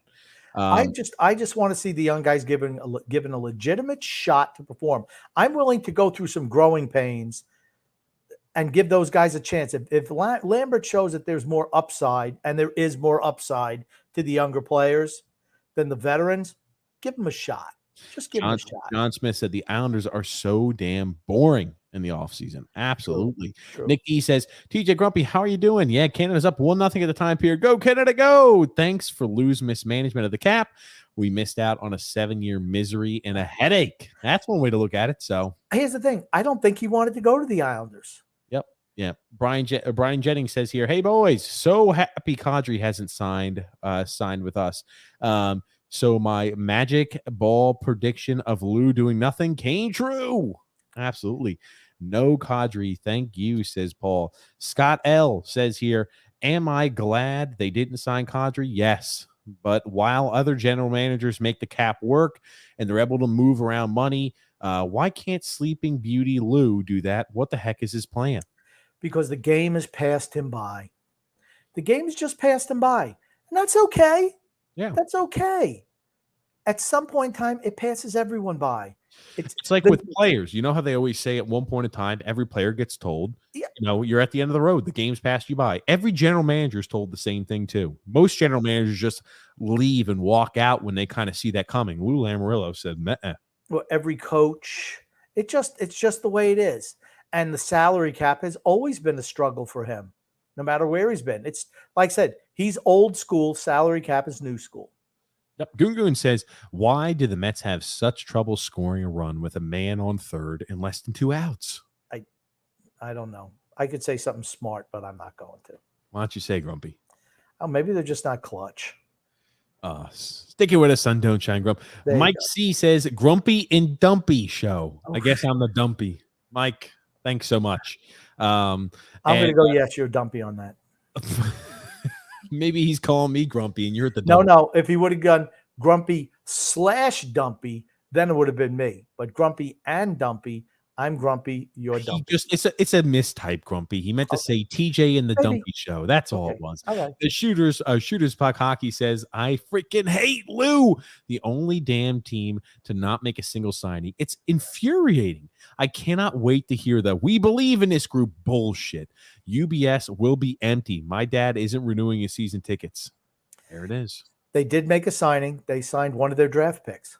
So there it is. And they traded for a guy. They made one move, bringing in Romanoff. Matthew S. said here, good evening, guys from sunny Florida. Boy, did we dodge a bullet. Absolutely, man. Yep.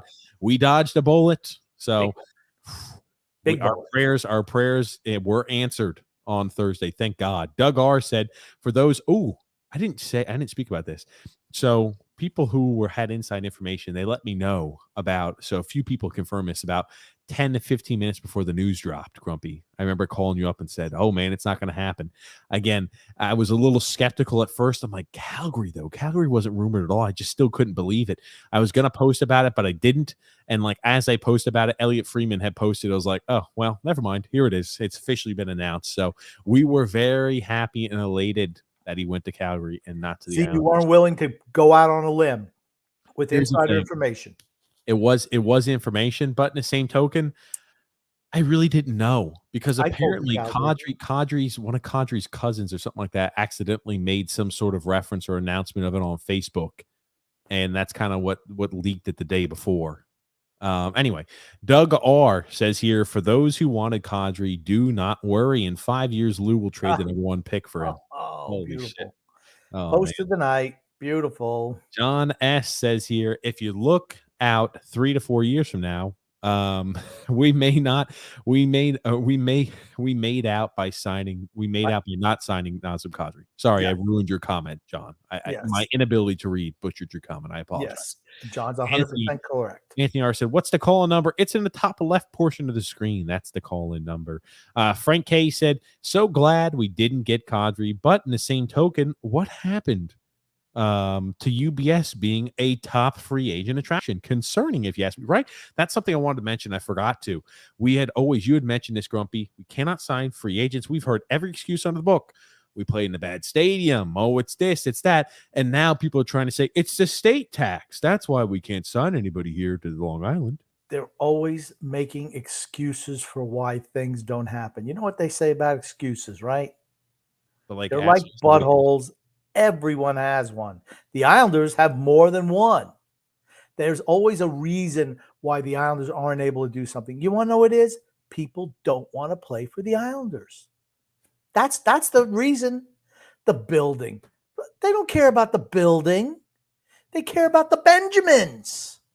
They want to know how much money they're getting paid. And here's the thing. They don't want to play for the Islanders because they didn't want to play for Barry Trotz. Certainly not anybody who'd score. I want to pop that up on screen, Grumpy, and let you run with it, and I'll be right back. Brett Wayner says, another embarrassing situation with this team. What a joke.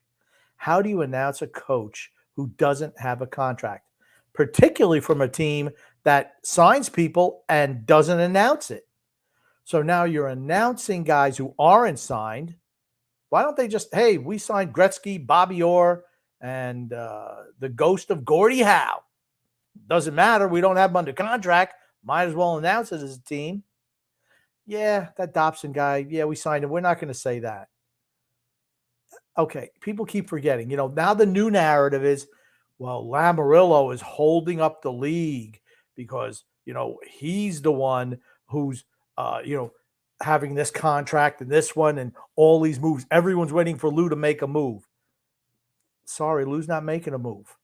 He made a move for his wife 50, 60 years ago. That's the last move he ever made. He's not making any other moves. There are no moves for him to make. Too old to make a move. But for me, it's like, it's not Lamoriello. It's the players. Anyone who thinks that the general manager is holding up what happens in the NHL, it's not. It's players. Kadri didn't want to play for the Islanders. I don't care what contract Lamoriello put out there. I won't say that. Because if he made it big enough and even more stupid than was already announced, he might have came. But he didn't want to play for the Islanders. I think I think he really wanted to go back to Colorado. Colorado never said they were out of it. Calgary came in, offered the same thing that the Islanders were rumored to have offered, and he jumped. And maybe he waited. He waited for that as well. Calgary is able to move Sean Monahan. They were able to move him. Cost him a 2025 first-round draft pick. Okay, but they moved him. Why wouldn't we be in on that? Lamoriello had to know a week ago that Calgary was going to offer that money to them. Why did he said, hey, we'll take Sean Monahan off your hands. We can fit that under our cap. Yes, 2025 first-round draft pick. I'm all for that. Why? It gives a younger player, a chance to reinvent himself playing for the Islanders, and if it doesn't work out, it doesn't work out. You let him go. But if it does, it does. These are just some things that he just doesn't seem capable of doing. Mm. And I think that's a problem for Islander. That's really a big problem for Islander fans. Yeah. Oof. Man, oh man. Man, oh man. And what we'll do today, Grumpy, I know you're tired. We'll make sure in about 30 minutes or so, we'll get through as many comments as we can, but in about 30 minutes or so, we'll go ahead and cut the show off. Just so we'll let you get your sleep, Grumpy. I'm more live than you. I just had a yawn once. Maybe it's because I was listening to you talk. Oh, okay. Brian J says Beer League Islanders, free tickets and boxes of high fiber cereal with Lou's image on it, as well as cases of beer. You need to hear. You need to hear of. I think you never heard of. Yeah, you never heard of. Yeah. Well, there you go. I could see that. Free tickets inside a high fiber cereal. Mm-hmm. George P says, "Man, I can't wait to see how low the ticket prices will be this season." Yep. I don't know how you sell season tickets. I think fans are unhappy. Yep. This has to be a nightmare. And you know what? Maybe they should put out a little poll or just say, why are you not interested in season tickets? And let the fans tell them. If they say we don't like what Lamoriello, his inactivity in the offseason, not going after free agents, maybe that spurs Ledecky and Malkin to say, see you later. Oh, they don't give a shit. They're all property brothers, Grumpy. They're selling the team, remember. George P said, and when they have a slow start the season, what will be this year's? Here's going to be this year's excuse. Here it is, ladies and gentlemen. Mark this down now. So on your bingo board, you could say, winner, winner, chicken dinner. If we have a slow start to this year, it's going to be, he's a first-time NHL head coach, and we're changing up our system a bit, so it's going to take our players a bit of time to get acclimated. That is going to be our excuse. And ladies and gentlemen, you're looking for your excuse early on, here it is. That's the excuse. Yeah, I don't know.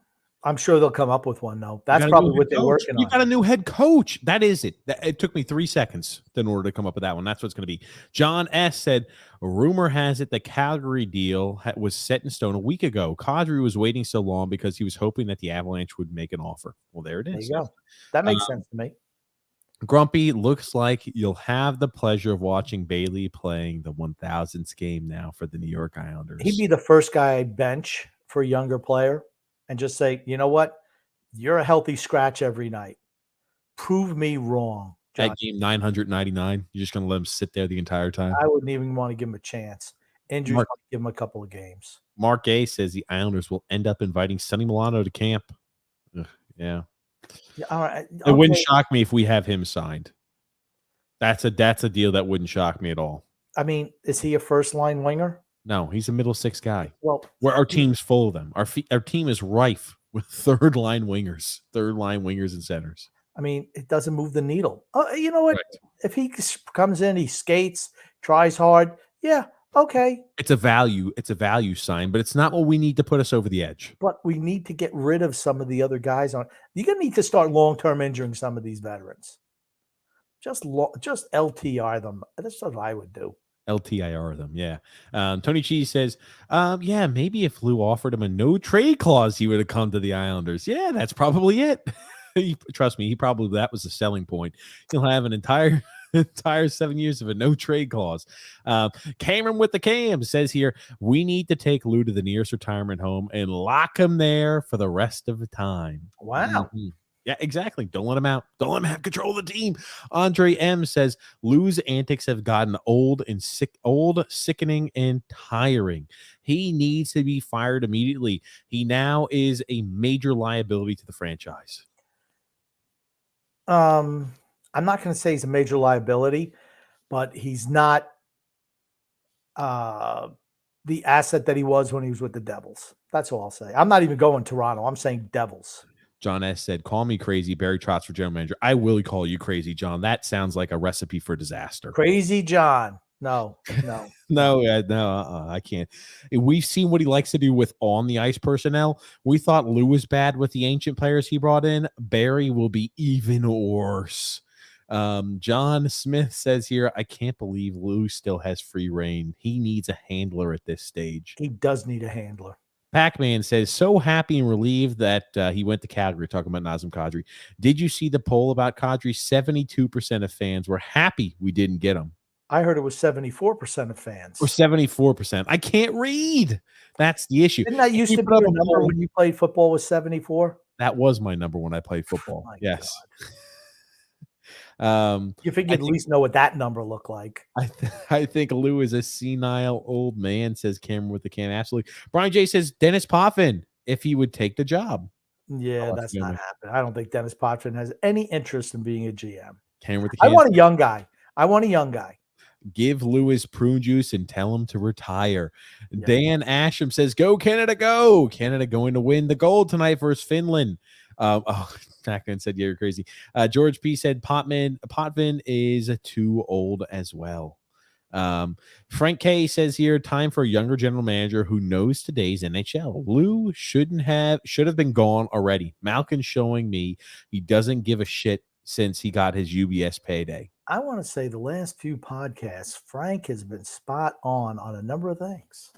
Well, since it's payday, you know what that is, Grumpy? Because he plans on selling the team, Grump. I understand. There it is. Dan Asham says USA didn't even make it, didn't even win a medal in the World Juniors. Oof. No bueno. And in Lou, we bust. Oh, Tony G said, ew. Never mind. I take that back. Oh, Busted a nut, Grumpy as well. That's why I took it back. Yeah, at least he's under 80, says Brian J. RJW says here. He's worried about checking everybody's fax card. Oh God, RJ. No. I think that's a big thing for him. Well, it was a big thing last offseason, at least for Bodie Wild. Did you see what they said? Apparently now with they're not going to do it. That's no longer important for them. So now they're going to let. It seems like Bodie Wild should be able to come back and play for the. Here's the thing: he's never was as good as what we anticipated when we drafted him, but he never was. He's never going to be given a chance under this regime. Yeah, he'll never make it unless Lamarillo's gone. Exactly. I don't think. Here's the thing: if he was talented enough, he would not be given a chance because of that incident. But he's not talented enough, therefore he won't get to deserve a chance. I don't think. I'm not going to say he's not talented enough. I'm going to say he hasn't shown enough of that talent. I think he needs, honestly, he needs a clean slate somewhere else. That's what he needs. He needs move him. He's got no value. Well, you know what? It's because of the Islanders and Lou Lamoriello that he has no value. Tony Cheese says, I promise I didn't mean it like that. Oh, Tony Cheese, I think you did. George P said an F- for the offseason. Wade Flaherty says, we should just tear the whole thing down and start from the bottom. Go into the season with what we have, deal with what we can at the trade deadline, and let our contracts we need to go expire. That's what we should do. When a contract comes up, there's no, except for Barzal, honestly, and some of the younger guys who are under team control. You let all the veterans go. Every single one of them. They're not that good. We overvalue the players on our team. Have you seen anyone who's ever left our team and turned out to be anything anywhere else? An older player? Yeah. P.A. Parento did it. Kyle Okposo did it. Baboom, gone. Yeah, I think that Mark Streit did it when we traded him away. He was fantastic. Travis Hamonic, when we traded him away, was fantastic. These guys that we lose even via free agency or trade, guys before, I guess Devontae's really did. Younger, not younger players, older players. The guys who contracts expire, we feel the massive need. Do you think Do you think that Cal Clutterbuck is going to light it on fire this year, or if he went somewhere else, he was going to light it on fire, or 38-year-old Zach Parise was going to light it on fire, or Chara, or Green that we've signed back? How many years did we sign Green back? Was he going to go anywhere? I bet you he didn't even have a place in the league except for here. Hold on. Are you seeing? I'm sorry to change. Oh man, did you see today that Dana White was saying that? I'm sorry to change topics.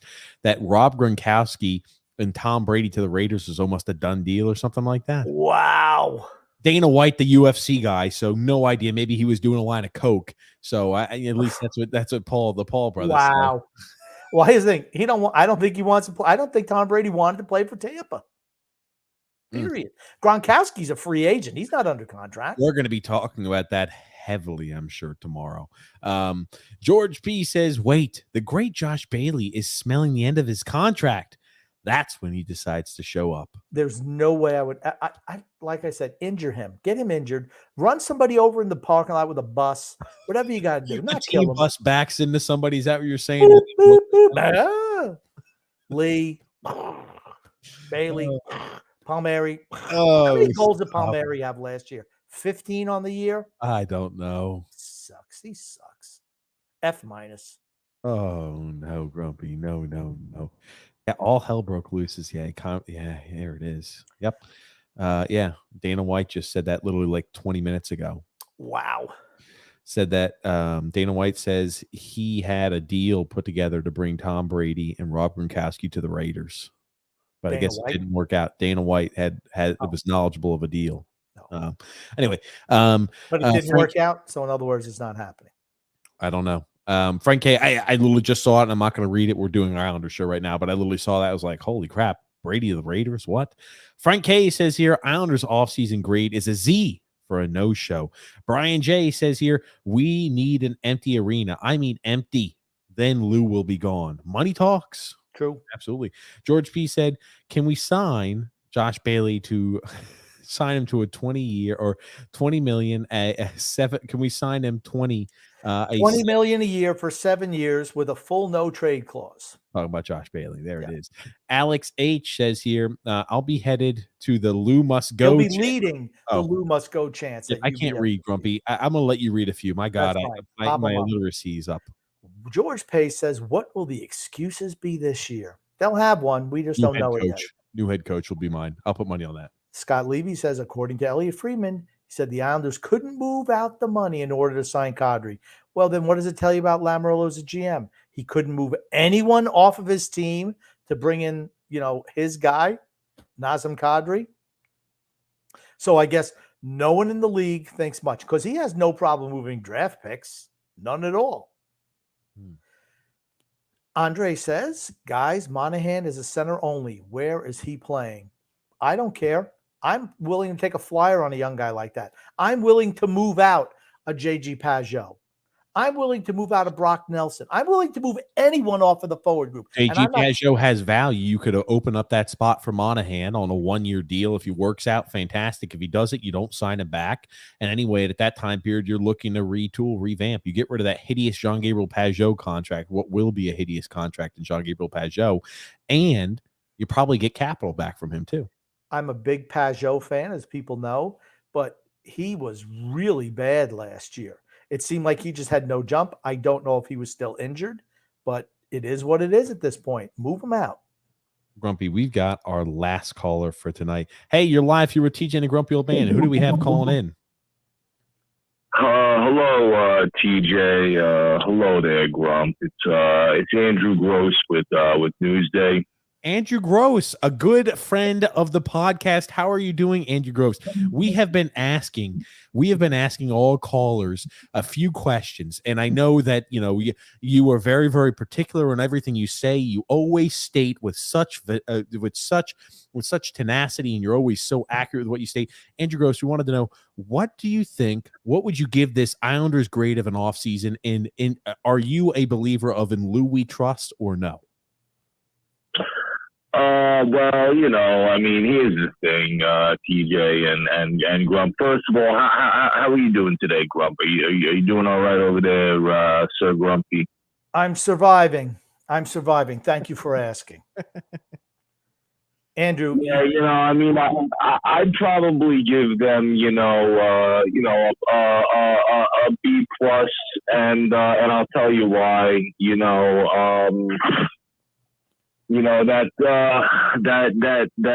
draft pick trading for Romanov there, I think that I think a lot of people are counting the team out, due to what happened last year, but I think this year with with some full rest, like your buddy, Andy Sandberg, when you had Andy Sandberg on the show, he was spouting about how, a full off-season of rest might do them some good. I think I'm going to give him a B plus. I think What do you guys think there? Do you think Lou Lamoriello is he's playing 4D chess, or do you think he's playing in the rocks with twigs and dirt there? I think he's playing with himself in the bathtub right now. Oh, But I will say that it's probably safe to assume that you are in Lou we trust at this point in time. Well, you got to remember there, Grumpy. He's been, he's got 2 General Manager of the Years awards. He's got 3 or 4 Stanley Cups there. Who knows? I know that none of them are in the last 20 years, but who am I to argue with, whether the game is passing by there? And, it's not really for me to say. Every year, there's 32 teams in the hunt, trying to get a Stanley Cup there. And the way that I see it is, any team at the beginning of the season, they got a 1 in 32 chance of, going all the way there. But, yeah, I mean, what do so what do you think there, TJ? You think old Lou there, he's playing around, he's playing playing with his depends there, or do you think he's playing 4-dimensional chess? I think that you have put it perfectly, Andrew Gross. I think maybe I'd go a little higher. Our offseason probably has been a B+, and that's a good point. I hadn't really thought of it like that.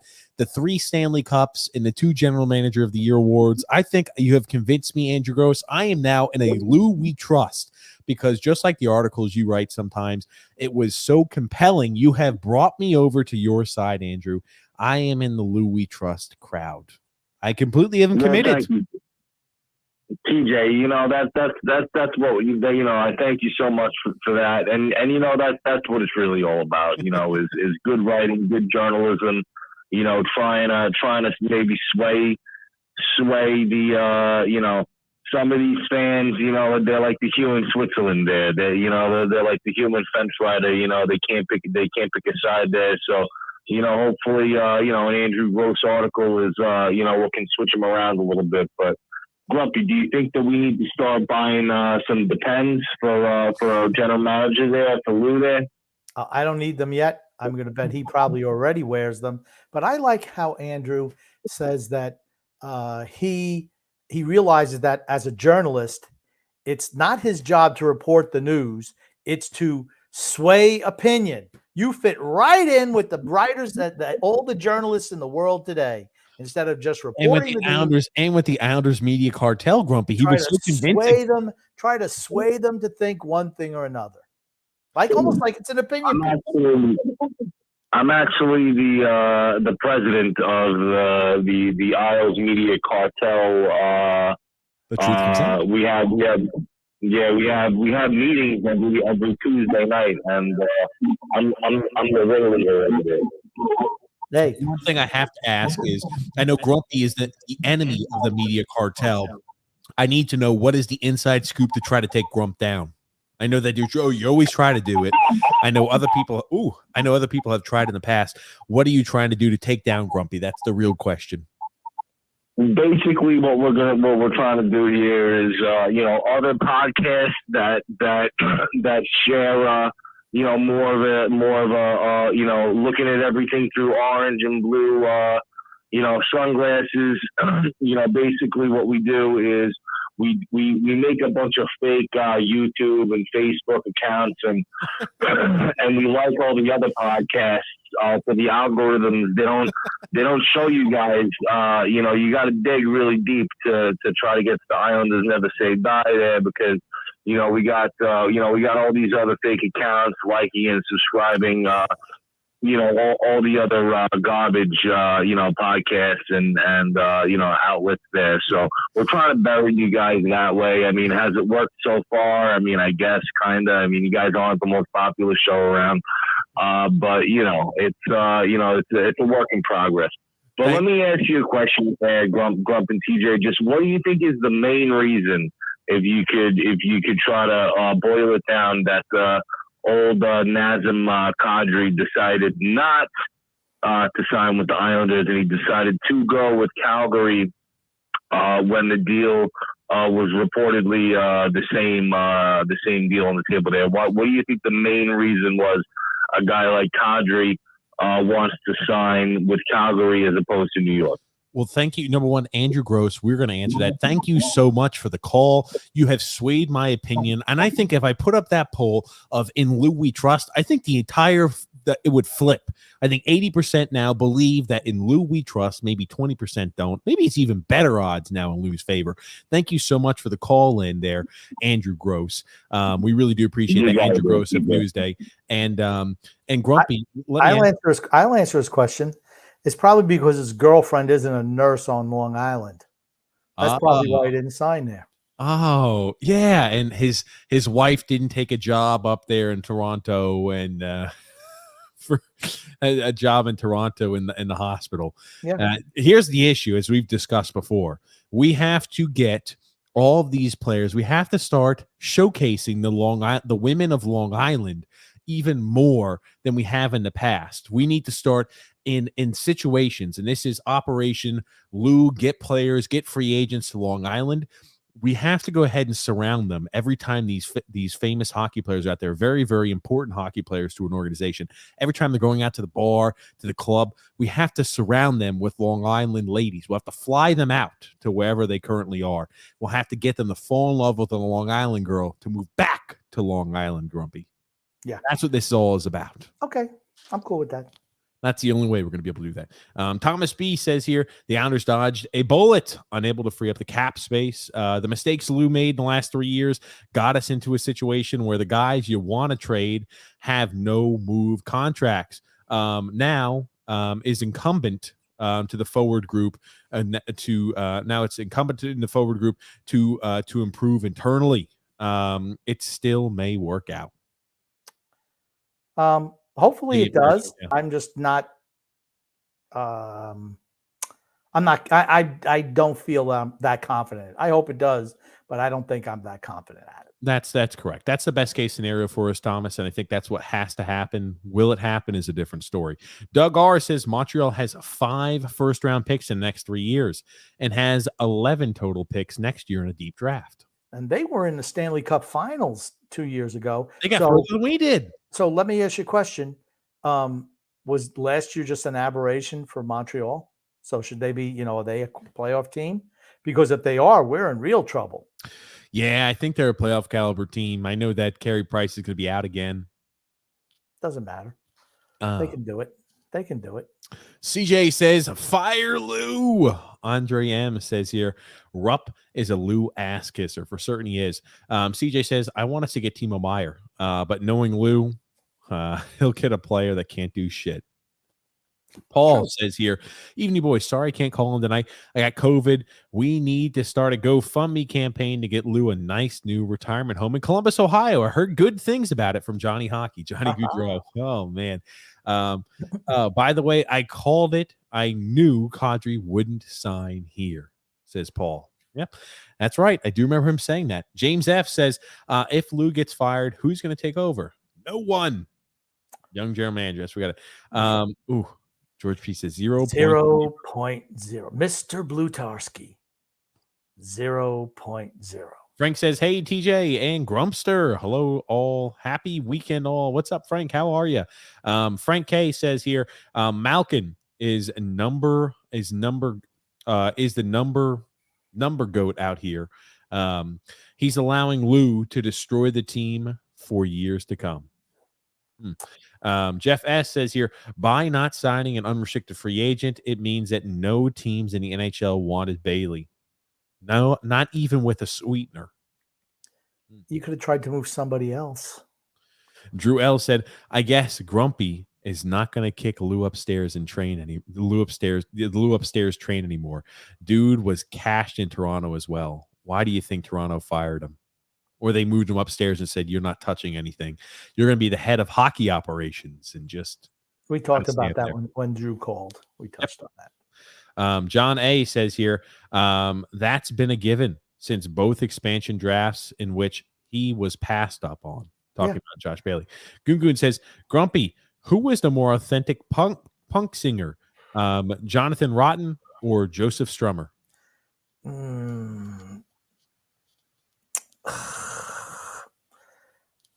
See, the Clash started out as a punk rock band, but they kind of morphed into something else. The Sex Pistols was the one album, and they were the poster boys for punk. Gosh, I like Joe Strummer, though. I like the Clash. Johnny Rotten. Joe Strummer. Okay.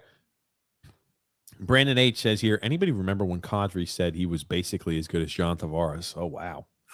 The only time I could think about that was during the London Knights days, maybe. That's the last time I could think he maybe even believed that lie. As Han Solo said, speak of delusions of grandeur. Doug R. said, making the Eastern Conference Finals in 2 shortened seasons is the worst thing that could have happened to this team. Absolutely. True. Gives everybody false hope that that's repeatable over an 82-game season. Jeff S. says here, Grumpy, with the cap space maybe $4 to $5 million left after all re-signed, the only way this team improves is by trading $4.1 million cap hit Anthony Beauvillier to a team with cap issues, in return making a player for a player making no more than $7.5 million. Or you move Bellows to a team that has cap issues in exchange for a forward who's making no more than $4.5 million. Only way to trade it to make the only way a trade is to make a team improve. Needs to be a team in real cap trouble to make an improvement. I don't think Bellows has much Value. trade value around the league, honestly. So I don't know. Frank says, I don't want us to make a move at all, honestly. No moves. The only moves I want is to move guys out potentially to bring in some draft capital. ADT Raid says, who do you guys, or would you guys want Sonny Milano? Here's the thing. If our team was not loaded with middle 6 guys, I would be like, yes, that's a great signing, especially on a cheap like that. He skates well. If he has anything in the tank, we'll be able to get him. Maybe he'll be valuable for us. He'll come home. Maybe he'll play well. He was a first-round draft pick back in the day. I wouldn't be opposed to it, but man, we're just in a situation where we're loaded with middle 6 talent. He doesn't blow up my dress. He doesn't blow my skirt up. So if he comes in, he comes in. You still got to move some guys out. If you couldn't move, why don't they just cut guys? Just cut them. We don't want you anymore. We're going to eat your salary cap, whatever. I don't know. Just get rid of them. Frank says, I'm curious about Sonny Milano. I'd take him on the cheap, and if we had moved Bailey. Yeah. Fred K said, I believe that Rupp said that Anders Lee, when healthy, was an impact player. Yep, he did. He's delusional. ADT Raid also says, yeah, we need some young talent to help out Matt Barzal. Absolutely. Doug R says, looks like the 4 can help us today. Doubtful. Playing against boys there, I always say, I'll have to watch the game too with you, Grumpy, because we didn't watch it here, but we'll watch. I hope his skating looks average, if not above average, out there on the ice. That would make me excited. Jeff S said here, how about Bellows in exchange for Anthony Duclair? I think he has $3 million cap hit for Florida and some cap relief for Florida. No, they're not moving him. Yeah. No need for them. They got the cap situation under control. But I love the clash, says Frank. The 4 with a goal. The 4 is ripping it up, says Frank. Paul F says, let's go. Ratu scored a point per game in the tournament. Should the Islanders give him a roster spot? No. You have to earn a roster spot. Barzal He should be given a legitimate shot, though. DeFore with a nasty drag and a snapshot goal. He's a star. He can shoot the puck. He can shoot the puck. Can he skate on an NHL level? That's the big question for me. It always will be the question surrounding him, I feel like, too. Joel said, dude, Bedard is insane. He's playing 20. He's playing with 20-year-olds, and he's still putting up over a point a game. I hope the kid is humble when he gets drafted. I just hope that we get him, but we're not going to. We'd have to move guys. We'd have to assemble a whole bunch of draft picks to get him. We haven't done it. Frank says Anders Lee is not as bad as these gents make him out to be. After major surgery, he scores 28 goals. Not bad at all. Plays on the first line, plays first line power play minutes. He's given every opportunity. That's like kind of like the bare minimum. He's the minimum of a first line guy. He's not a first line player for me. He also says, TJ, how quickly you forget. It wasn't that we had COVID like the rest of the league. It was we had to play 10 games more than half of the 10 games with more than half a team from Bridgeport. Come on, man. Smarten up, Frank. No, man. We had it. We It was played like 4 3 games. It was 3 games. Okay. 3 games. And here's the thing. Every other team we played had players who got COVID throughout that time period. It wasn't like the entire league got COVID when they had that shortened time period. We were playing teams later on the year when they were missing guys like Malkin. They were missing guys like Crosby. They were missing guys like John. We were missing their key players, and we were still losing to them. Our team had all gotten COVID, so we had a fully healthy team, and we were losing to teams when they were. I remember we lost to I think it was Pittsburgh when they had Brandon Rust out. They had Malkin out still with injury, and they had Crosby out. Crosby and Rust were out with COVID at the same time, and Malkin was injured. They had 3 of those star players out, and we still were losing to teams like that. It all evens out. Sure, we played a lot of teams. We loaded up our COVID days, and we had them all. We were playing with a Bridgeport team for 3 or 4 games. I get it. 3 or 4 games didn't keep us out of the playoff spot, and we were playing teams all the rest of the year when they were missing their guys because we already had the COVID issues earlier on. It all evens out, Frank. Paul F. said, yep, Lee scored the most goals, scored most of his goals once the team was out of the playoff pictures. True. Absolutely. That's the problem I've always had with him, and to a large extent, Brock Nelson. They score a lot of meaningless goals. Jarrell said, I can't wait to see the next Ledecky ambush interview.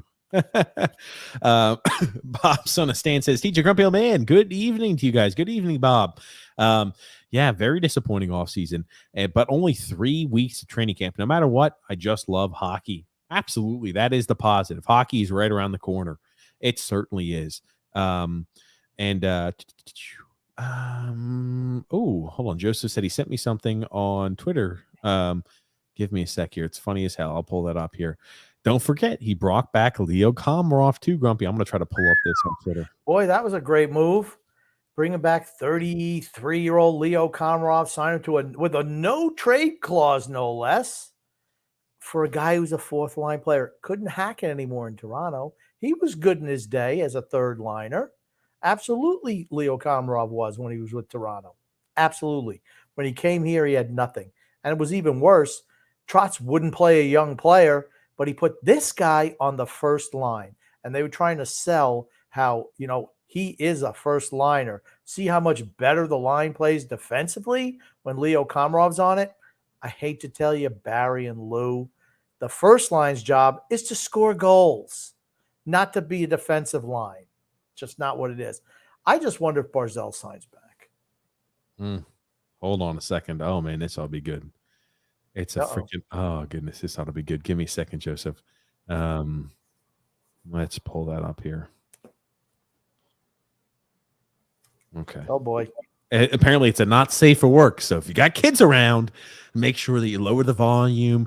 Or if your kids are still up, maybe on your West Coast, or maybe your kids are up there late watching the Islanders Never Say Die podcast with you. But yeah, it's just apparently a not safe for work one. This guy's a Just let me fucking know what's going on with you motherfuckers. I can't fucking take it anymore. You motherfucking bipolar cock-sucking fucking comedy and tragedy fucking motherfuckers. What are we doing? Do we want this fucking thing or not?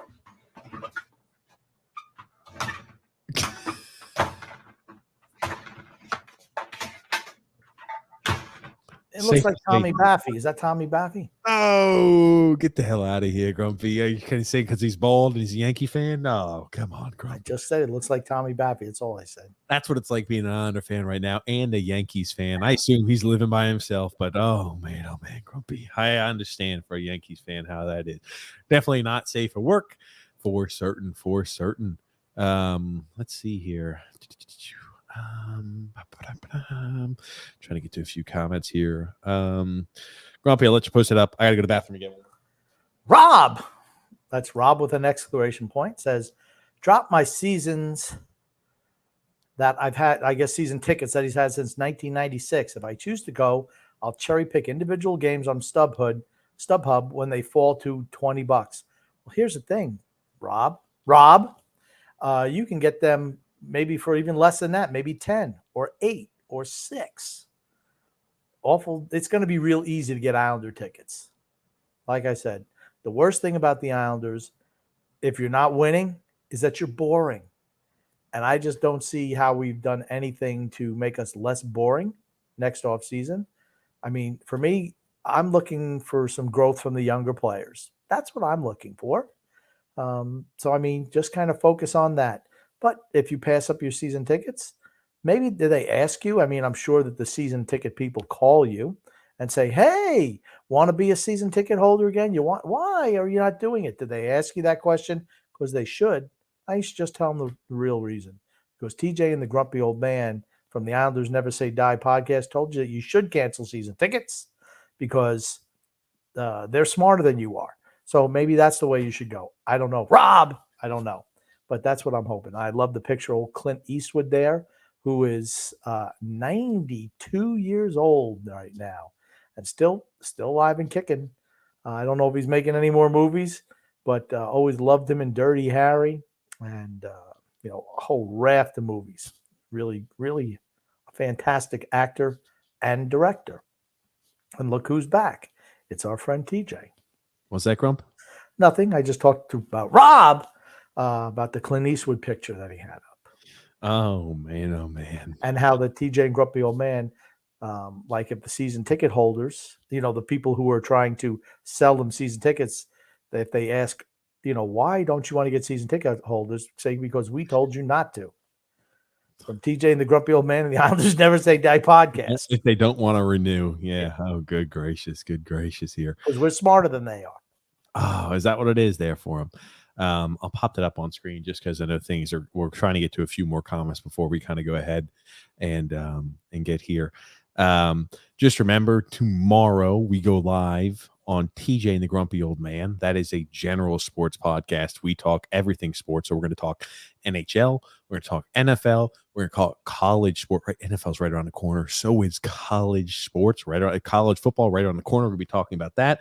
We're going to be talking NBA. We're going to be talking about, again, NHL, American football, MLB, European football, anything and everything sports tomorrow on TJ and the Grumpy Old Man, starting 8 o'clock Eastern Standard Time. You can find that in the link in the description below or as a featured page. So if you go to our YouTube channel and you say, I scroll down and say, check out our other podcasts, that's where you find TJ and the Grumpy Old Man.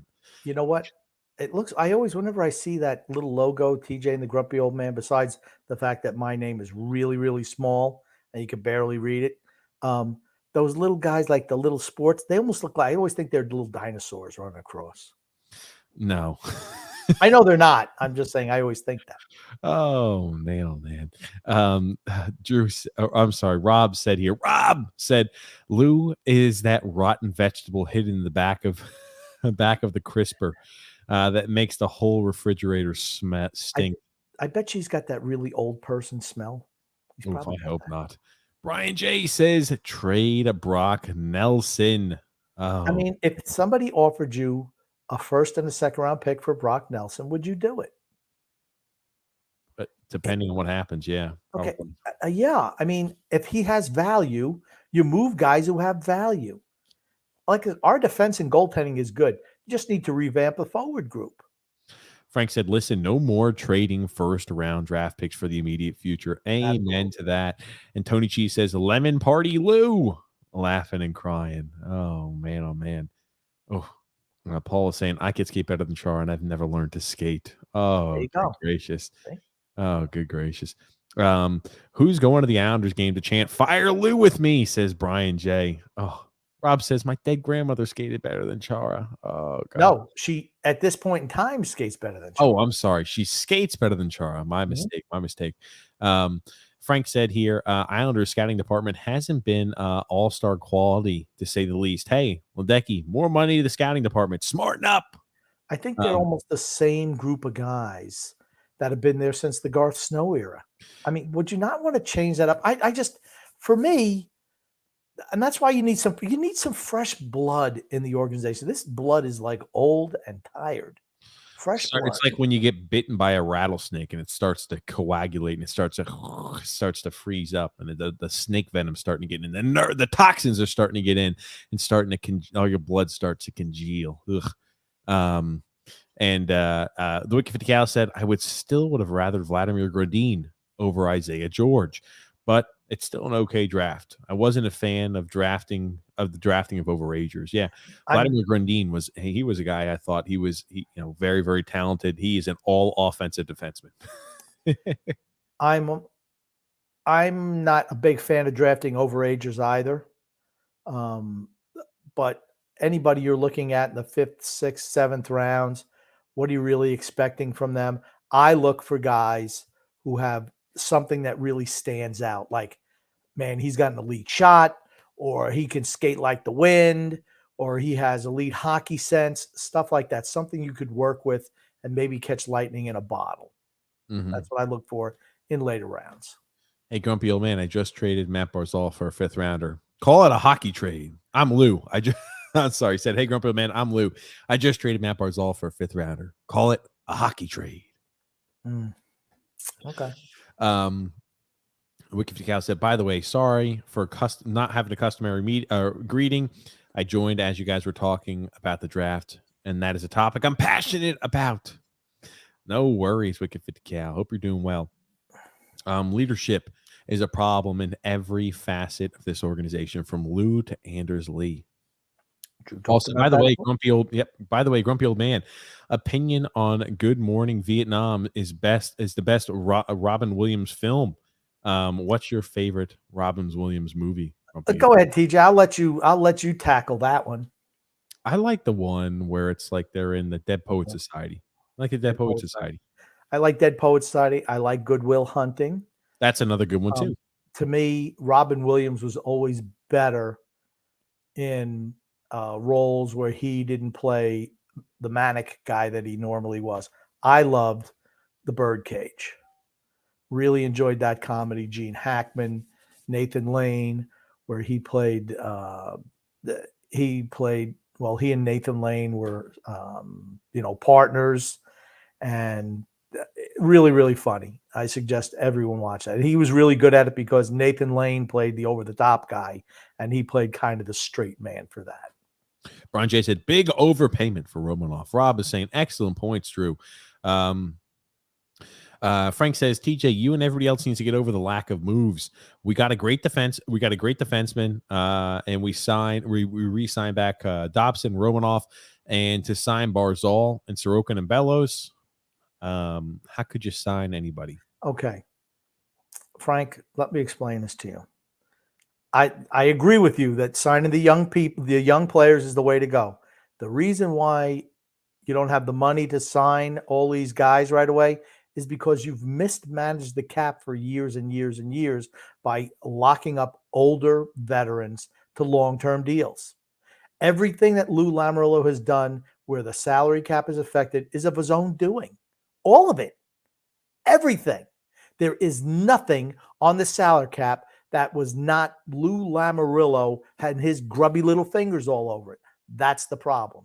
His penchant is for signing older guys to long-term deals has been the death of the Islanders in this time frame. You cannot go out and get new players. You can't make a hockey trade where you can take on some salary because your team is loaded with guys with no trade clauses, no move clauses, too much term, too much money. That's why the guys are unmovable. All because of him. Tim Ward said, Ratu just high-sticked William DeFore. Welcome to training camp. John Smith said, where's the plan? Where's the plan? Was missing JT Miller, Johnny Gaudreau, and Nazem Kadri the plan? Pretty bold plan from the 22nd, 21st, and 24th best offensive team in the league over the last 3 years. That's why I find it, and Andy Francess was on here. Well, he thinks they're going to be better offensively. I'm like, what do you base that on? I think they'll be a little better. I mean, like, we can't be 24th. I think with Romanov, it's going to be easier through transition. I don't expect us to be, hey, we're in the teens or a top 10 team offensively. That's not happening. So what will be 20th, 22? I think that's where we're looking. 20th. Is that good enough to win a Stanley Cup? That's best case. Probably not. No, it's not. Rob said, if Lou told me the sky was blue, I wouldn't believe him. That's a very valid point. Oh, man. Rob! It's Rob! There it is, Grumpy. There the exclamation point. You got to Rob. You got to read it like it has an exclamation. Kurt H said, could the Islanders trade Barzal to Vancouver for Miller? Barzal is from Kurt. That would be such a bad move for I think that Kurt is from Vancouver or Canuck territory, I'm going to bet, because that's the only person who would make a suggestion like that. I was about to say, that's not something that benefits us. No, not at all. If I'm Vancouver, I'd take that deal. Tim Ward says Mike Rupp, possibly the worst Islanders draft pick ever. Not the worst, but I think it was number 8. I think it was the number 8 overall selection, which should tell you. I don't remember where it was picked. I don't remember. Scott Sitchins is worst ever. Yeah, we've had a lot of bad picks. Yeah. Rick DiPietro, the list goes on and on. Toby O'Connor says trade everybody close to 30 years old. How many years ago did I say that? At least last 2 years. I've been saying it before then. Anybody 30 years old, never sign them. You move them, get rid of them. Hockey's a young man's game. Well, but can you fix your mic here? Thank you. Kurt H said, I could see Lou being an idiot in sending Matt Barzal for JT Miller. Oh, I can't see that. I unless he says, I'm not signing here. Tony G says, every time I see TJ lean away from the mic, I tell whoever just called to hold on. I laugh my pecker off. Yeah, that's exactly what I do. Rick DiPietro, worst draft pick. Absolutely. Michael M saying, how's it going, fellas? House Misery Crew. What's up? Rated R. Yeah, there it is. Shooter Spock Hockey says here, the offseason all but proves Barzal is going to walk. When his contract is up, then we'll truly be in the dark ages. Yeah, we're in a tough spot right now. We're kind of in between. And, the defense is good. The goaltending is good. But if Barzal leaves, you have nothing. Maybe Wallstrom on the offensive side. Everyone's in their 30s. How do you – like I said, it's like tear it down. They should have started already. I'm not going to go on that. I'm not going to – Okay, Michael, thank you. 3 hours into the podcast. I'm not going to go on that diatribe again, but if they'd listen to me, they'd be much better off. Jesus Christ. Michael M says, not upset we didn't get Kadri at all, guys. Our window is only as long as Pelech and Pulak dominate. So that's what, 3-4 years? Let's go here. No player wants the stupid Lou rules. Oh, True. My God. True. Kurt H says Barzal is a franchise player, and I'm sure the owners want to build around him. More than half the jerseys I see at UBS Arena are number 13. And that's saying something because almost half the arena is filled with opposing teams' jerseys. Or empty seats. Empty seats disguised as fans. Oh, my goodness gracious. Goodness gracious. No, it's fans describe fans. Fans disguised as empty seats. You always say that backwards, always. Grumpy, we're going to start wrapping things up. I know that you're getting tired. I'm lively now. I yawned once when you were droning on an hour ago. I'm fine. Oh, bullshit. I'm trying to just find a select few comments here.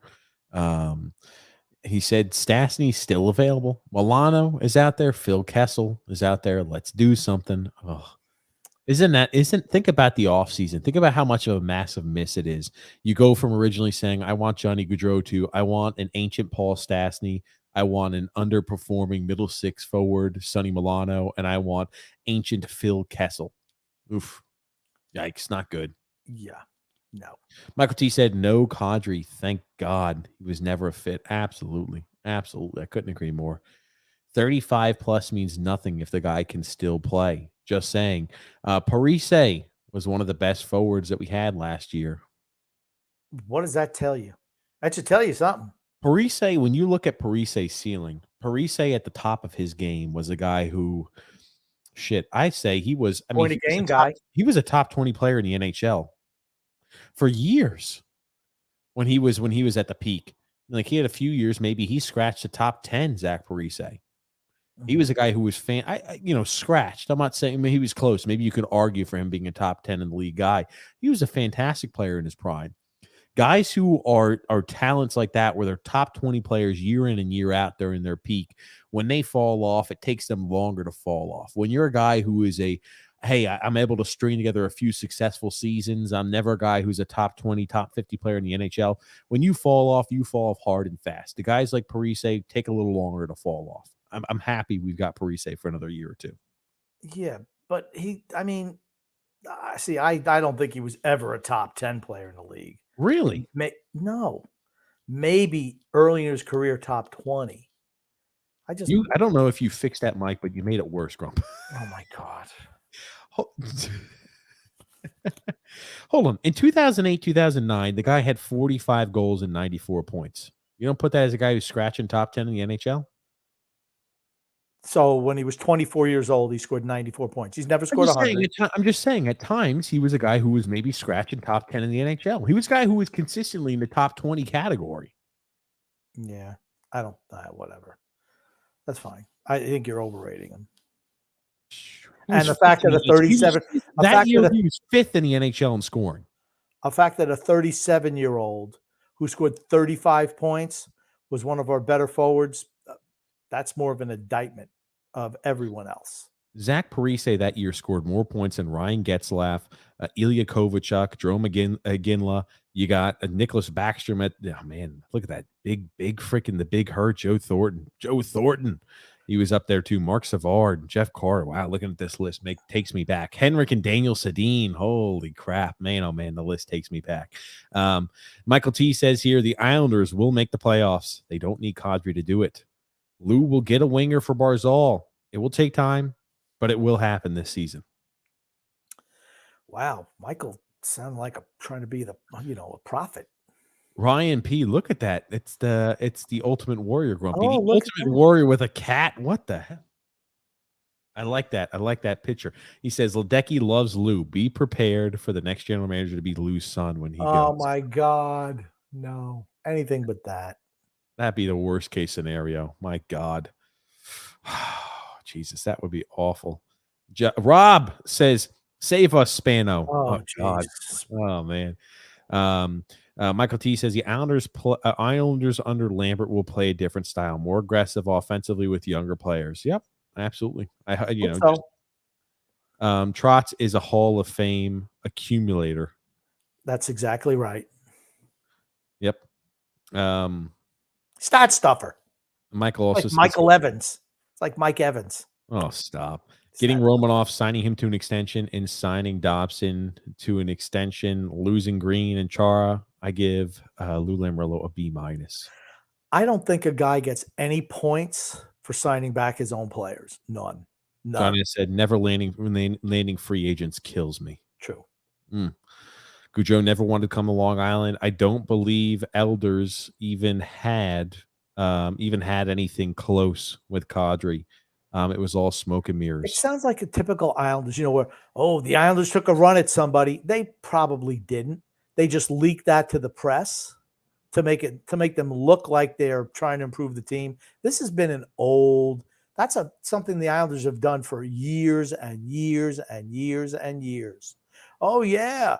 Yeah, we're in on Landeskog and we're in on, Kovalchuk and all these. We're on everybody, but we're never in on anyone. Skyler said, I want to kick Lou to the curb. John A said, where would they play? Roster's full. They can't move anybody out. Here's the thing. If they're creative enough, they can move someone out.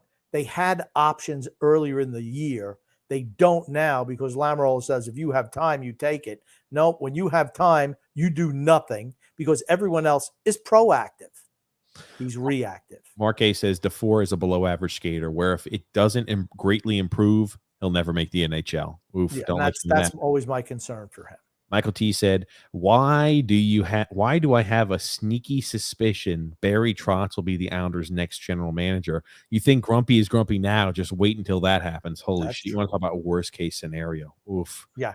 What's he ever shown that he can put a team together? I look at his player personnel decisions when it comes to dressing the roster. He's miserable at that. I think that's going to be even worse as a general manager. Drew L said, here's one thing about skating, TJ. It's mostly athleticism thing to skate fast. That means, William DeFore might need to lose a few pounds, be lighter and faster. Here's the thing. some people have good feet, some people don't. You could tell Lyman to lose 20 pounds. His feet might move a little better, but there's always a cap on how great his feet can become. Guys who are naturally skilled at skating could always, I mean, that's if William Dufour becomes an average skater, he'll be a good NHLer because his skills away from skating, I think, are pluses, but his skating is the big minus for him. Ryan P says here, Pelech is one of the best contracts in the league also. Absolutely is. I love that picture. Yeah, you know what? You say that, but how is that contract going to age? Right? He's got, what, 7 more years on that deal? Michael T saying the veterans will turn up this season along with the younger players and getting time to play. You have to hope so. I think that contract's going to age fine with Adam Pelech, Grump. Because he's a more of a defensive defenseman. He's never been a guy who's blazing speed. Defensemen last longer than forwards, just historically speaking. When you're saying, hey, it's more about the older you get, and he's a defensive defenseman. His game is not predicated on speed and providing points. I think a guy like him has the ability to last longer than a forward. Okay. Like I said, he'll be 34, I believe, when that contract's up. So maybe that's you're fine. right. That's through right when his career is starting to wind down. I'm fine with that contract. I like it. Dan L said, yes, Grumpy, Bavillier and Wallstrom is the best we can do on that first line. Yeah. John A said, sadly, that line we still rolled out on the defensive side. So which, so they better score a bunch. Let's see here. John Smith said, not going to get rid of anybody if Lou is still the general manager. Lou's Country Club has lifetime members. True. Oof. True. Okay. Romanoff has an offensive upside that has yet to be seen. Hopefully under Lambert, he can bring that out. Thomas B said, oh, go ahead, Grump. I just think that they're going to want that from Dobson, who's proven he can do it. Thomas B said the problem with the rebuild is that most of the veterans have no moves or no trade contracts. It won't be easy to shed those players. And whose fault is that? Whose fault is that? The GM who gave it to them. I agree with that too, Ryan. If Lambert could unlock Wallstrom, it would do wonders for the team. Yep, offensively, it definitely would. Yes. John Smith said Ratu can take the third center spot in the 2023-2024 season. See, the next year. To me, he's a top 6 guy. I want to play in the top 6. I mean, he'd be good he'd be really talented for a third line guy. Drew also said, I'd move my grade from an E to a C if he locks up Barzal and Dobson long term. That's fair. Drew L said, Finland just tied it up. Re-signing your free agents is not an accomplishment, in my opinion. Absolutely. Yeah. They're not going anywhere. Brian J says, it's a hockey show. Baseball is not the topic. Oh, come on, Brian. We deviate a bit. It's okay. That's what the TJ and Grumpy Old Man show is for. Absolutely. Bedard takes a slashing penalty with 5 minutes left in the third. I'm not going to mention the score for you, Grumpy. Oh, man. Yeah. I bet somebody did. Somebody before the end. Brian J said, is that maybe John Tavares or JT will retire an Islander? My prediction for this organization, damage control PR stunt. Now that wouldn't surprise me, honestly. Ugh.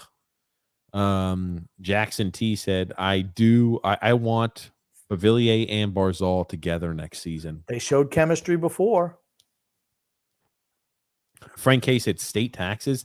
Then why did Panarin sign with the Rangers? The Islanders aren't a destination because of location. They're a suburban team. Top free agents want to play in the city with surrounding restaurants, clubs, etc. in the area. UBS has none of that. None of it. They're always going to try to find an excuse. That's the next excuse they're on. Oh, well, the taxes. That's how they should start doing that with the salary cap. You know, if you have no state tax like Florida, you should have less of a cap than a team who's got a higher state tax like in New York. So they try to tell you.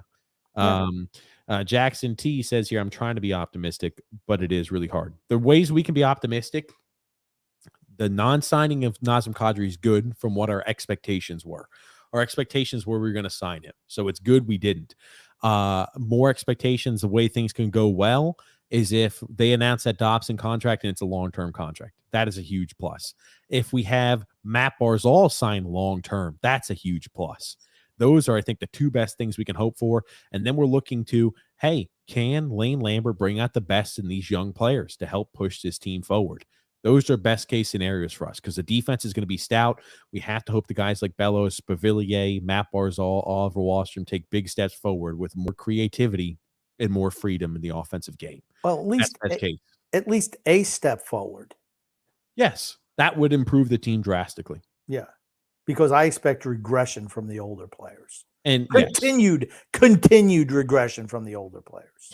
Maybe you'll have one or two guys that has a little bit of a bounce back, but when you have 4 or 5 guys that are regressing and maybe 1 or 2 takes a step forward, the old group, it's a net loss out of that group. Ryan P said here, how can they expect to sell season tickets when nobody even knows what they did in the offseason? Because people took a bath. people took a bath on them last year. Well, we know what they've done in the offseason. Nothing. So they know nothing. Drill said, guys, breaking news. I just got season tickets in Islanders game. I got there 0.01% of the last row in the nosebleeds. I bought the tickets off the black market, an absolute bargain. Bob G says here, go Islanders. First place this year. They're going to be fresh right outside of the gate, right out of the gate. You'll see. I hope you're right, Rob. Absolutely. Michael T said, grumpy yelling, I want a young guy. I want a young guy. I do want a young general manager. Absolutely. Somebody who's in touch with the modern NHL, not somebody whose teams were good in the 1990s. That's 30 years ago. Matthew S. said, so apparently I've been in 2 rooms where in this hotel, one where there was an aerator popped out and fell down the drain, and the other was there was a leak in the bathroom wall. Lou responsible for it? ?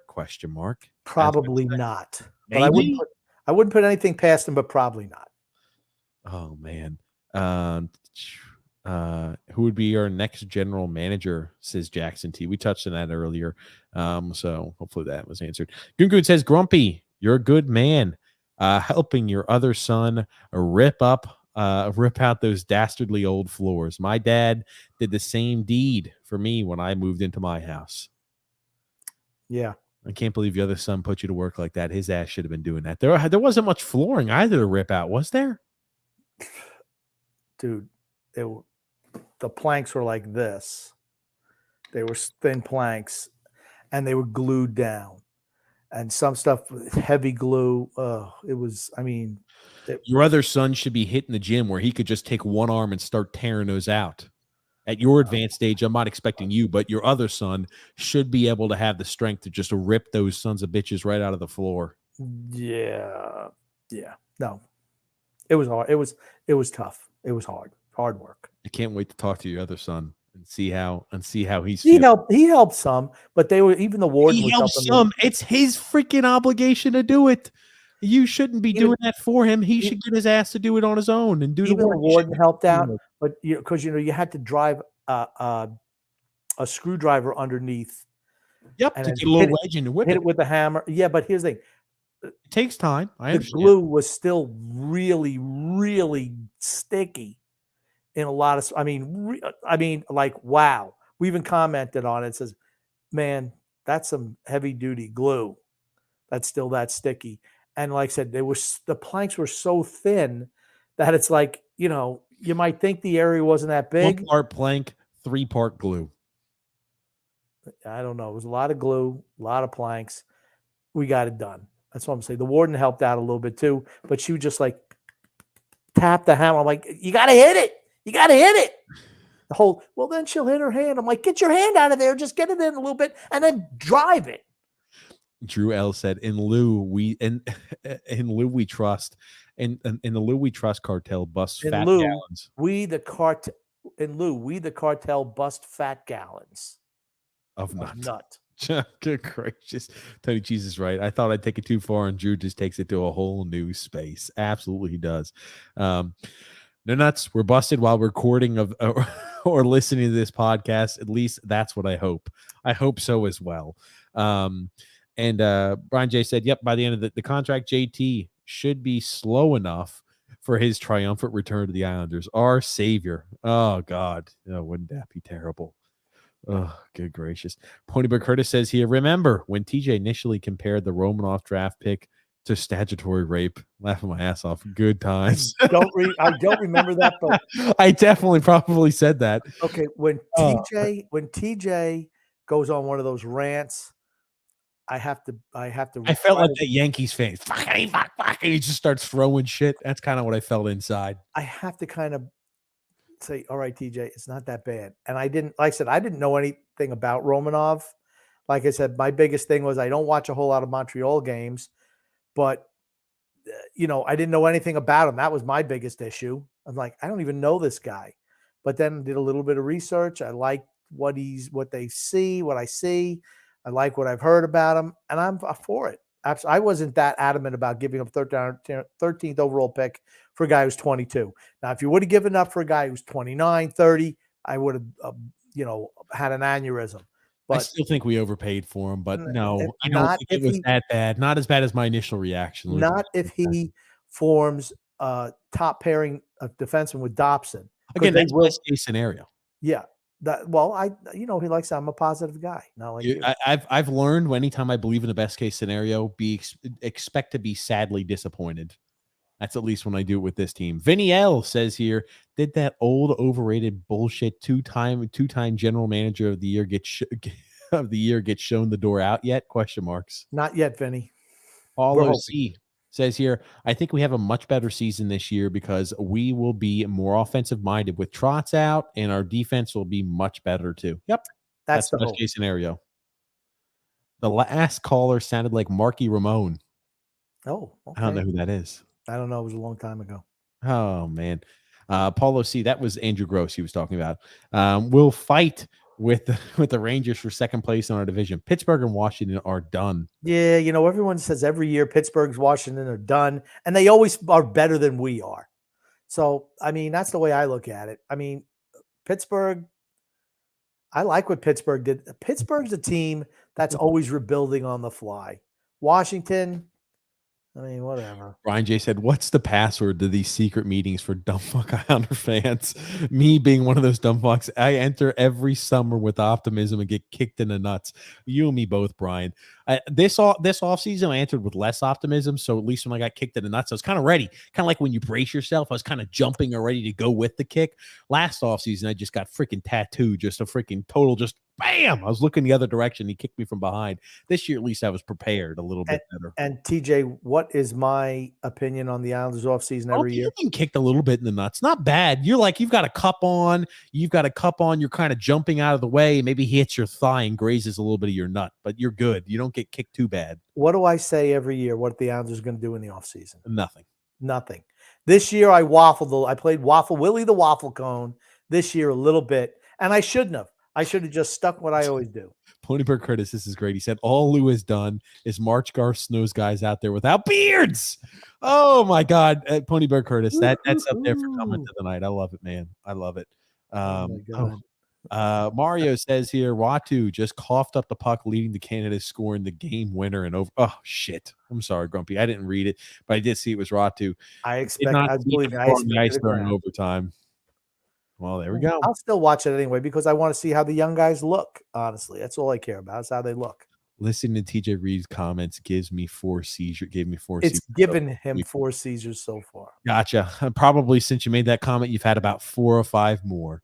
Grumpy, when you watch juniors, McTavish makes a crazy save. Exciting ending. Now, why you highlight what I should be watching? Oh, he will score 35 goals this year. I don't know, Mark. No. How many times has he scored 35 goals in his career? Hold on a second. Ponyberg Curtis says here, Grumpy's spirit dog is a beagle, just like Josh Bailey's. Holy shit. James F said, just heard. All right, I just have to comment on that. Anders Lee, 1 year, 40 goals with Tavares, 1 year, 34. Other than that, he's never scored more than 28 goals in a season. Sorry. He's a jag. He's a definition of a jag. We're not moving Varlamov, James. We're doing nothing this offseason. Nothing. The offseason move was Romanov. Oh, man. Lou needs to dump Bailey with Varlamov to a goalie in need team like Vegas. I want to get something back. I don't care about Bailey. Paulo C also states here, we lost to Seattle at home 3-0. Dude, that was the lowest point for me of the season. I remember, I think we did that game. I was like, how fucking pathetic is this sorry-ass team? We lose to a brand new a miserable expansion team. This is not a Vegas expansion team. At home, we get shut out. That was their first road win, wasn't it? Oh, I don't know. Well, first shutout. That was their first road win of the season. Their only road win of the season. No, I'm just kidding. But that was their first shutout they ever had in team history. I was like, holy shit. Oh, man, oh, man. Alexander says, hey, guys, just got back from dinner with my wife. TJ, did you show the NHL Network? Yes, we did. We did a whole thing on Alexander. You have to watch earlier, but yes, we did. Rob G says JT Miller would be a great addition as long as they keep Matt Barzal. Yeah, I think he's a good fit for Matt Barzal. He is. But again, he's going to be 30. You're going to want to give him an 8-year extension? No, you can't do that. Just dumb. They make this. The thing that drives me crazy with Lamoriello is that he makes the same dumb comments all the time. Ponyberg Curtis says Grumpy's best quote of all time is, we've got to get to the comments. I want to feel the pulse of the people. I love that one. Joe Francis said, wow, you guys are still on. Must have started late. Anyway, I'd like to see Dr. Bellows get a better shot this year. Do you want to know what show Dr. Bellows was on? No. I Dream of Jeannie. Matthew S. said James Nichols looks so bad right now. What was it? Because he promised every single time, every which way to Sunday, that we were going to sign Nazem Kadri, and him and David Pagnotta and every other member of that freaking sorry ass. I never seen every damn time selling me on that freaking lie. And I stupidly bit it like a freaking bass in the freaking water. Go, oh wow, that looks like a pretty nice fly / fish, that small like a little worm, and I freaking swallowed that freaking hook, line, and sinker. I never seen so many guys who are connected be so wrong all the time. All the time. And when I say all the time, I mean all the time. They should roll me out there instead of Dave Pagnotta. We ain't doing shit. Yeah, NHL Network. Yeah, guess what? We're doing nothing. Get ready for it. The other guys on NHL Network still said this has Lou's fingerprints all over it. Yeah, because they listen to Pagnotta. He doesn't know. I can't believe, honestly, when NHL rolls him, what the fuck are they thinking rolling him out there? Yeah, I don't know. Rob G says Zach Parise has a chance at the Hall of Fame one day if he stays healthy. No way. No, I don't think so. No way. He's a Hall of Good. Not even very good, but the Hall of Good. Yeah. He's 2 tiers below what Hall of Famers need. Yeah, he was a very good player in his prime. That's about the best I could say about him. Who's better in his prime? Who's better, Matt Murray in his prime or Rick DiPietro in his prime? Matt Murray. He won a Stanley Cup. Who's better now, Carey Price now or Rick DiPietro now? Carey Price. Even with the bum knee? Doesn't matter. Rob G says, thanks, guys. I enjoy listening to you guys. A lot of fun. I'm a big Islander fan from Central New York. Great show, guys. Thank you. Thank you, Rob. Declan says, how about Etu Liukas's game tonight? Impressive stuff. Haven't had a chance to watch, but I'll have to. What a film saying, I'm listening, and I just wanted to say hello, Grumpy and TJ. No Kadri works for me. Absolutely, Sean. Absolutely. Works for everybody. Khalil said, Khalil says, I served in the Clone Wars. Oh, really? There it is. Good for you. Mariana Hossa to the Islanders on a 3-year deal. Yeah. Yeah. He must have just at 43 years old, his old contract expired. James S. said, TJ, when you become a father, you will understand why Grumpy helped his son out. Yeah. His son uses and abuses that old man. I use and abuse him on the podcast, but the other son uses and abuses him physically. At least mentally, I'll keep his brain active. So when he's in that retirement stage, here's the thing. He needs to go to mush. I was working, pulling up the floor today, and TJ called. He's like, did you read that thing I sent you about Brian Weissman? I'm like, I did. Hold on. Let's see. I texted you about this 10 in the morning. It was 4 o'clock. I was working all day. It was hold on. It was a freaking screenshot of a tweet. It was literally a freaking tweet I sent you to look at. So I said, no, I haven't. Why not? You've had all day to read it. I'm like, dude, I'm working here. You know what you should have done? You should have just put that young boy to work. You should have put your son to work and said, "Here you go, get the tear." And you put working. your son and his lady to work. It's their freaking place. They need to She was moving. She was moving the stuff from inside the house to outside the house. I had to teach them, when the stuff is sticky, you don't put the sticky stuff on the floor. You kind of do it back to back, the sticky on top of sticky. So when I have to bring everything down to the dump this week, it's not getting all inside my car. So they're using your trash services too. Looky there. Looky there. Joe F says here, yeah, but there's one thing, Grumpy old man. About time you got your fat ass off that couch. I'm out of here. Declan also said the only thing about the Romanoff trade that made me mad in the moment was that I was 100% sure that we were going to trade for JT Miller. Yeah, I'm so glad that it wasn't Miller. I'll take Romanov over Miller any day of the week. Brian J said TJ Widefoot to the Manberries. Oh man. Goon says TJ, Pink Floyd once released an album titled after an important part of the room. What is it? Oh, jeez. Gosh. The kitchen. No, it's not the living room. The foyer. I don't know. I can't remember it. I cannot remember it. Declan says JT's price is too high. It ain't worth it. And Nichols has no insiders. He faked his way to getting that check mark next to his name.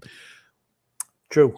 You know what, James? We were supposed to have a meeting over a year ago to talk about I still think we still work for the same network.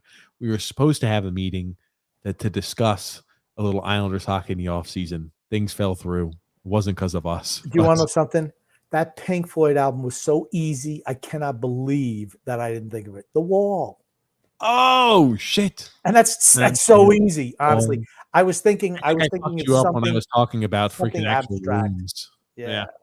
Jackson T says if Barzal signs long-term, Pasternak is a free agent next year. We must fight as hard as possible to get him. He's never coming here.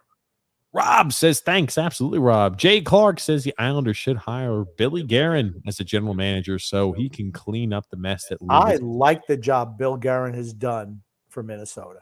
Absolutely love it. James F says here, look on the bright side. It's almost football season. Exactly, James. It's almost football Tampa season. Bay is going to suck this year. I just have a really bad feeling about it. Ponyberg Curtis says the whole TJ and Grump being father and son makes sense as to why their respective spouses don't get fed up with them doing 900 hours of podcasts a night. Yeah, my wife likes it. She's like, okay, good. I get to read my books. As you see, they're all stacked up here. Trust me, there's more than it's from wall to wall. So she gets to read all of her books. She gets to relax and she gets to decompress a bit. And she says, go and have fun in your space instead of causing me trouble. Ponyboy also says here, they just stay back. I'm back. Make sure dinner's ready. And and by the time we're done, there's a nice spot on the couch for the both of them to fall asleep on. Okay. Oh man. I tell you, I usually try to cook up a little bit of food there. Not great, but I try. Grumpy, I know, doesn't make any damn food. Not for the warden, at least.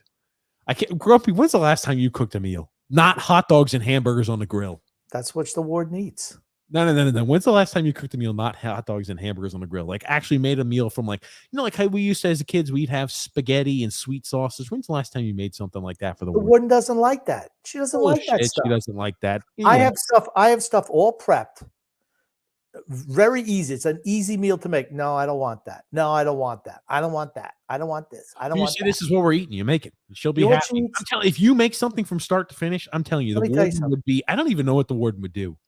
She eats rolled potatoes and government cheese. That's what she eats. Ugh. Make her something from Our refrigerator has nothing but drinks in it. Why don't you go out there tomorrow and get something at the store? Because she doesn't want anything to eat. She eats She doesn't want anything to eat, huh? Nothing. The warden doesn't like to eat it. She's worse than you. She's worse than you. Bullshit. She's worse than you when it comes to that. Oh man. Oh man. Brian J says here, next general manager be the Magic 8 Ball. Should we give up this, and this for JT Miller? Blah, blah, blah, blah. Oh, shake could be, or try again later. Try again later. Okay. We had that at the trade deadline. Lou Lamoriello shook that freaking 8 ball and said, try again later. He said, That's it. We're not going in on JT Miller. Oh shit! I gotta make sure this door's up. I woke my wife up yesterday, and she was not a happy camper. Let me close this door before I start yelling. What a failure! Yeah, she came out there. She was a little upset. She was a little frustrated. So she shake the 8-ball. Try again later. That's what stopped the JT Miller trade from. I don't even understand because we didn't do a podcast yesterday. He was probably playing his little videos. I was playing videos, drinking, playing video games. Oh my god! When are you going to grow up? First of all, I play video games once a week or actually twice a week. Fridays and Saturdays, the only days I play video games. Fridays is a real packed day for entertainment for you. First, you listen to the radio, and then Fridays you play Fridays are a great day, man. I could see before I got to go to work on Saturday. I get to decompress a bit. Pony Picardo says, "When are Eyes on Isles coming on?" I would anticipate never. I would anticipate never. Drew L says ready for Devontae Adams to finish as wide receiver 18 in fantasy this year. Wow. Jackson T says here, I said fight. Not he wants to come here. No one likes the island. Yeah. I do love the picture he's got. Pony Picardo said, TJ, get that bogus ass busted up Islanders logo slapped on the wall behind you again. Okay. Why hasn't that happened yet? Because I'm lazy. I don't know. That's best excuse because I'm lazy. James F says here, come on, guys. Cooking is easy. Just follow a recipe. Exactly, James. I know how to cook. You don't ever cook. Paul F said, guys, try to make tikka masala for the wives. What the hell is that? It's a meal. Why don't you look it up? What are you gonna do? Make her ramen and hot dogs? Wait, this actually looks freaking good, man. This is looking good. Ooh, I can go for some of this right now. Man, that looks good, Grumpy. I haven't eaten dinner yet today. What a shot. Man, that looks good. That looks good, Grumpy. Look at that. Look at that, man. Some rice underneath it. Oh, that looks savory. Yeah. Woo. Look at that, Grumpy. TJ's never found anything he doesn't want to eat. There's nothing wrong with that. Jay Clark says here the Islanders might lose Brendan Burke, or the Islanders might lose Brendan Burke as their TV announcer next year to the Yankees. Good for him. Good for them, right? Pony Picardo says, wow, Grumpy doesn't care if the warden doesn't take care of the warden. And TJ's pissed. I don't care. But I'm just like, I don't know. It'd be nice one day if you made her dinner. I make her dinner, man. I don't know what you think we eat around here. You think I'm cooking up some gourmet meal for two? Hold on, gourmet meal won't be tough with saying, "Hey, I'm gonna go out to Kroger. I'm gonna buy some steaks, or I'm gonna buy a steak. I'm gonna get some bacon, wrap bacon around steak. Or hell, you can even go to Kroger and get the pre-ready-made meals. All you have to do is just stick it on there. It looks like you put some time and effort in. That's why we don't have any Krogers here. Okay, and have you seen the prices of meats around the country? That's why you get. That's why you get reduced meat when it's a day of expired sale. Meat. See, I'm not doing that. Meat. The day when the meat has to be sold, we'll get it cheaper 2 days or 3 days before, and you get the cheaper meat. And Grumpy, come on, Grumpy. Listen here, ladies and gentlemen, mostly gentlemen, boys and girls. Do not listen to TJ. Do not get discounted meat to save a couple of bucks. It means the shit's bad or borderline bad. When it tastes like what it's not supposed to taste like, guess what? It's gone bad. TJ had to learn the hard way numerous times. What are you talking about? Exactly. Everyone knows. That's the way he is. He's eating discount meat, ramen. It's disgraceful. He's eaten shit with mold on it before. Mold. I'm sorry. No, okay, I didn't eat with mold on it. What I did is the mold was on the top layer of the cheese, so I ripped the top layer off and I just kept going. Don't eat moldy cheese. The other cheese did not have mold on it. If I see mold on food, it all goes. Shit, Grumpy. These are good comments, but I've got to piss so damn bad again. Oof. I'll read the rest. No, these are good comments. I want to pop them up. I am Lou. Don't get tricked. Wade F says here, is Isles chick Kim going to come back on? I got to reach back out to her. We were talking. We were trying to find a good day, but I'm sure Kim would love to. I'd love for Kim to come back on. We like Kim. We like Kim a lot. So I got to reach back out to her. She's an Islanders historian who knows everything about the team. She does. I love Kim. We love having Kim on. Jackson T said, I want a cup. Get Lou out of here so we can finally win one. Please. please. Brian J said, in all honesty, I appreciate that you guys are honest about your opinions, realizing you can be a loyal fan without being a blind sheep. Meaning a spade is a spade. Islanders management doing a horrible job. Yeah, absolutely. No, thanks, Brian. We appreciate that. That's what we've always been. Wait, Michael K is retiring. Yes, Drew. Yes, he is. Joe Francis says government cheese. Ew. Yeah. James F says TJ Grumpy looks up fish tacos. It's easy to make. Grumpy doesn't eat tacos. He doesn't eat fish. This son of a bitch just eats about 3 or 4 things. That's the same way his other son is too. TJ loves the gray meat. No, John. Yes. Yes. It's disgraceful. Oh, I don't like what Lou is cooking. I don't like when Lou's cooking. Neither do I. Can you smell what Lou is cooking? It smells like rotten meat. TJ is on. I'm laughing myself. TJ cooking his newlywed hot dogs and ramen is hilarious. No, here's the thing: if Paige has already got her food made, she has sometimes where she's got food that she likes. I'll just make that as a quick spot meal. Sometimes she's a freaking doctor, but she makes sure that he has meals made for him. Think about that. I make the food sometimes. Yeah, you know what he does? He makes reservations, or get the fuck. Or he'll go to Chick-fil-A. How many times you go to Chick-fil-A? I gotta piss so damn bad. Here's the thing: just rip on me for a little bit, and I'll be right back. Absolutely, he eats Chick-fil-A every day. They know his name. They know his order. I mean, how embarrassing! I mean, come on. When they know your name at a fast food restaurant, you're probably eating wrong. Okay. A next comment from Ponyboy Curtis. LMAO. TJ Cook. Oh, we already saw that one. I don't know why he does it the way he does it. Shay says, we like Shay. Cooking is easy and fun. I make the best onion breaded chicken and penne alla vodka. Okay, Shay. Ponyboy Curtis says, what the hell is Kroger? That's how you know TJ is not from New York. Very, very true. James Farrell says, blue cheese is basically what grumpy is. I don't know. It doesn't make sense. Sorry, James. Ponyboy once again says he's going to Stop and Shop or the Best Market or King Cullen or an actual deli. They don't have delis where he lives. Shay says, how? When I see mold, I gag and won't even eat, even if a new bag of that specific item. Yeah, anything that's got mold on it, you just toss it. I'm sorry, you can't eat shit with mold on it. I don't care if it's in the mold area. You know that there's something growing on there that shouldn't be.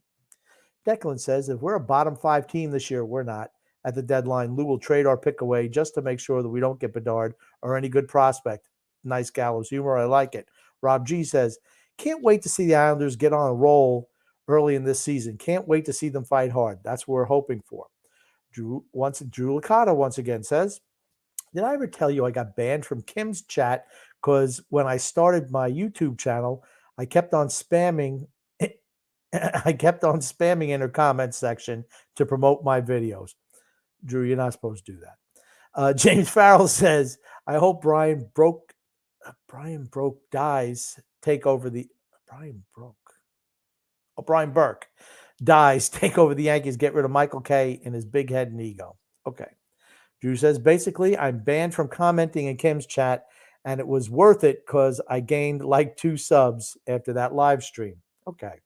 Rob G says, we have a shot at Miller, right? Sure, if you're willing to pay. Tim Ward says, monogam. Okay. John Smith says, need to have the wife help you out with that tiny bladder thing. Yeah, he needs help. Joe Francis says, Chick-fil-A is the shit. Chick-fil-A is good, but you shouldn't eat it every day. It's not healthy for you. You know, I mean, I think he gets like the deep fried chicken, which is good. Don't get me wrong. You're over here talking shit, not even accurately talking shit. First off, the reason he said you're like blue cheese, it's like I have to go ahead and turn the volume up here on the headphones so I can hear it across the rooms. It's blue cheese is a moldy type of cheese, Grumpy. So he's saying you're mold when he said you're blue cheese. Okay, I don't eat Chick-fil-A every day. Thank you very much, Grumpy. And here's Jackson bringing it back into hockey, saying, what are your predictions for this year? Give me your real expectations.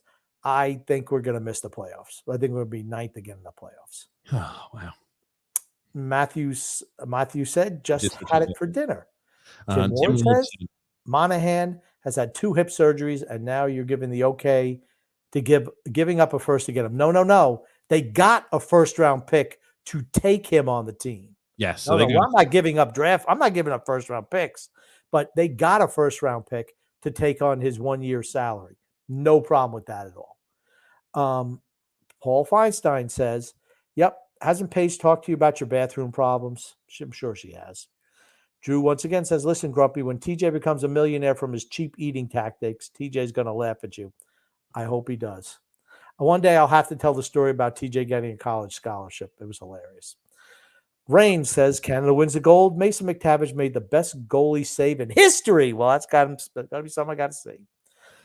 Jackson once again says, DeFore and Ratu, gold and silver, bright future. We hope so. Lewis, Moldy, and Stale.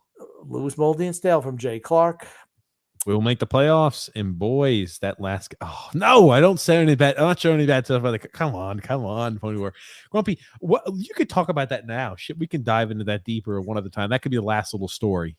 It's 3.5 hours in, and you want me to tell that story? I'll tell that on the TJ and the Grumpy Old Man show because it's good. Oh man, come on! What's wrong with doing it now? We got a good, the people who were out here listening late. Why not give them a little reward, Grumpy? All right, I'll tell them. TJ was a junior going into his senior year, and he had a meeting. He had a meeting with his coach, and hey, we expect you to step up. You're going to be part of the blah blah coach speak. I think it's important. Yeah, coach speak is exactly right. I think it's important to say at this point in time, I had never really played. I was a guy who was so bad to where in the off season where they would travel, they could only fill a bus full of so many kids to take to a scrimmage in the off season. I wasn't good enough to get to the travel. So out of the 100 kids they could bring, I wasn't even in the top 100 on the team. But okay. Yes, the coach gave me coach speak, and I didn't even know it at the time. Are you going to let me finish telling the story, or you want to tell it? You could do it, Grumpy. Here's the thing. At the tail end of his junior year, they had a whole bunch of kids sick with the flu, and they played some crappy school. The school he went to beat the hell out of everybody. Really, really good. And TJ was like 5th string offensive lineman at the time. They had no cuts, so they had 100 kids on the team. It was like a social thing. It was a social thing almost. And I remember watching a game. The warden was not going to games. I went, just to see, whatever. Just to see me do nothing. I never played at all during games. Maybe in the fourth quarter I'd get in. And here's the thing. I saw him against this team, and I'll never forget it. I was standing on top. It was Harding High School, and I was standing on top of the stands because I usually don't sit with the fans of my team because they're all rah-rah, Johnny, where I'm just Mr. Realism all the time. So I usually go to the other side. I don't sit with them. But I happened to be with them that time, and I'm watching, and TJ went out. It was like the middle of the third quarter, really early. No, it was a second quarter. It was the first time I ever touched the field in the first half. Second quarter. Okay. All right. I thought it was third quarter, whatever. Second quarter. Doesn't matter. There were so many kids out with the flu that he got a shot because they were still blowing everybody out. It was a joke is the reason the coach in that practice, he was like, who the hell can we put over here? Even just a run through bag plays, hitting the bags. And they're making fun of me. And they said, TJ. So that's originally how I got news to me. And the coach was dicking around. He was like, yeah, okay. Frank Garcia was like, yeah, okay, whatever. We'll put you in over there. And I was like, holy shit. I was like, I watched him, and I remember watching him. I'm like, holy crap. He can play. He actually looked good. So I called up the warden, I'm like, you're not going to believe this. TJ can actually play. They finally find something he can do. And he's actually looks pretty good. Now, TJ's had his whole career. And part of the reason why he wasn't good when he was younger, he had really severe foot issues, which we couldn't get the correct orthotics. We went for years just trying to find something that worked for him. Finally got something where it didn't hurt where he walked. Okay. So, and no, shut up. I'm telling the story. So, and he played well right towards the end. I'm like, my gosh, he looked good. So the coach gave him coach speak at the end of the year. And then he came to work with me one day, and he was telling the ladies who I worked with, he's like, oh, yeah, I'm getting a scholarship, getting a college scholarship. Hold on. Did I really say that? Yes, you did. And I said, and they're all, oh, that's great, TJ. I'm like, hold on, TJ. I said, first of all, they don't give scholarships to second stringers, and you suck something awful. And he's like, I'm going to prove you wrong. and damned if you would know that he did. And like I said, if me talking to him, like shit, made him produce. TJ's always a guy. You hit him with the stick, he's like an elephant. You keep whipping him with that stick, and he produces. If you tell him he's doing good, he sucks, something awful. So you always had to talk to him like shit. And that's a true story. It is. It is. I think that's a good way to end on that story tonight. Grumpy, what do you want to say before we wrap things up? I just want to say love and laughter to everyone who listens, and even those who don't, from TJ and the Grumpy Old Man. Thank you, everybody, for tuning into the show. First off, good grace, this is a good one here before we end up. Apollo C said, TJ, why don't you do the podcast from your bathroom? Hell, that may make more sense. I get to set up in the bathroom. Drew said, thanks for providing me with a new clip, Grumpy. Exactly, Tony Cheese and Drew. That's a good one to clip right at the end. Paul is saying good night. Absolutely. Thank you, everybody, for tuning in and watching the show. If you're new to the channel, welcome. We invite you to stick around a while. We do this podcast every single Wednesday and Saturday, 8 p.m. Eastern Standard Time.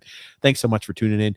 Make sure you subscribe on YouTube, like on Facebook, follow on Twitter, leave a thumbs up if you like the content. It helps the algorithm, helps get TJ and the Grumpy Old Man's message out to more people. So maybe we have more realistic fans, so we can get just a fraction of the portion. Try to enlighten the public. I cannot tell you how many people will run across to where there'll be individuals who think we don't know a damn thing, and they come back 6 months, 3 months after the initial time, they start saying, oh, you guys don't know anything. And they say, you guys actually, I think the way you guys do now.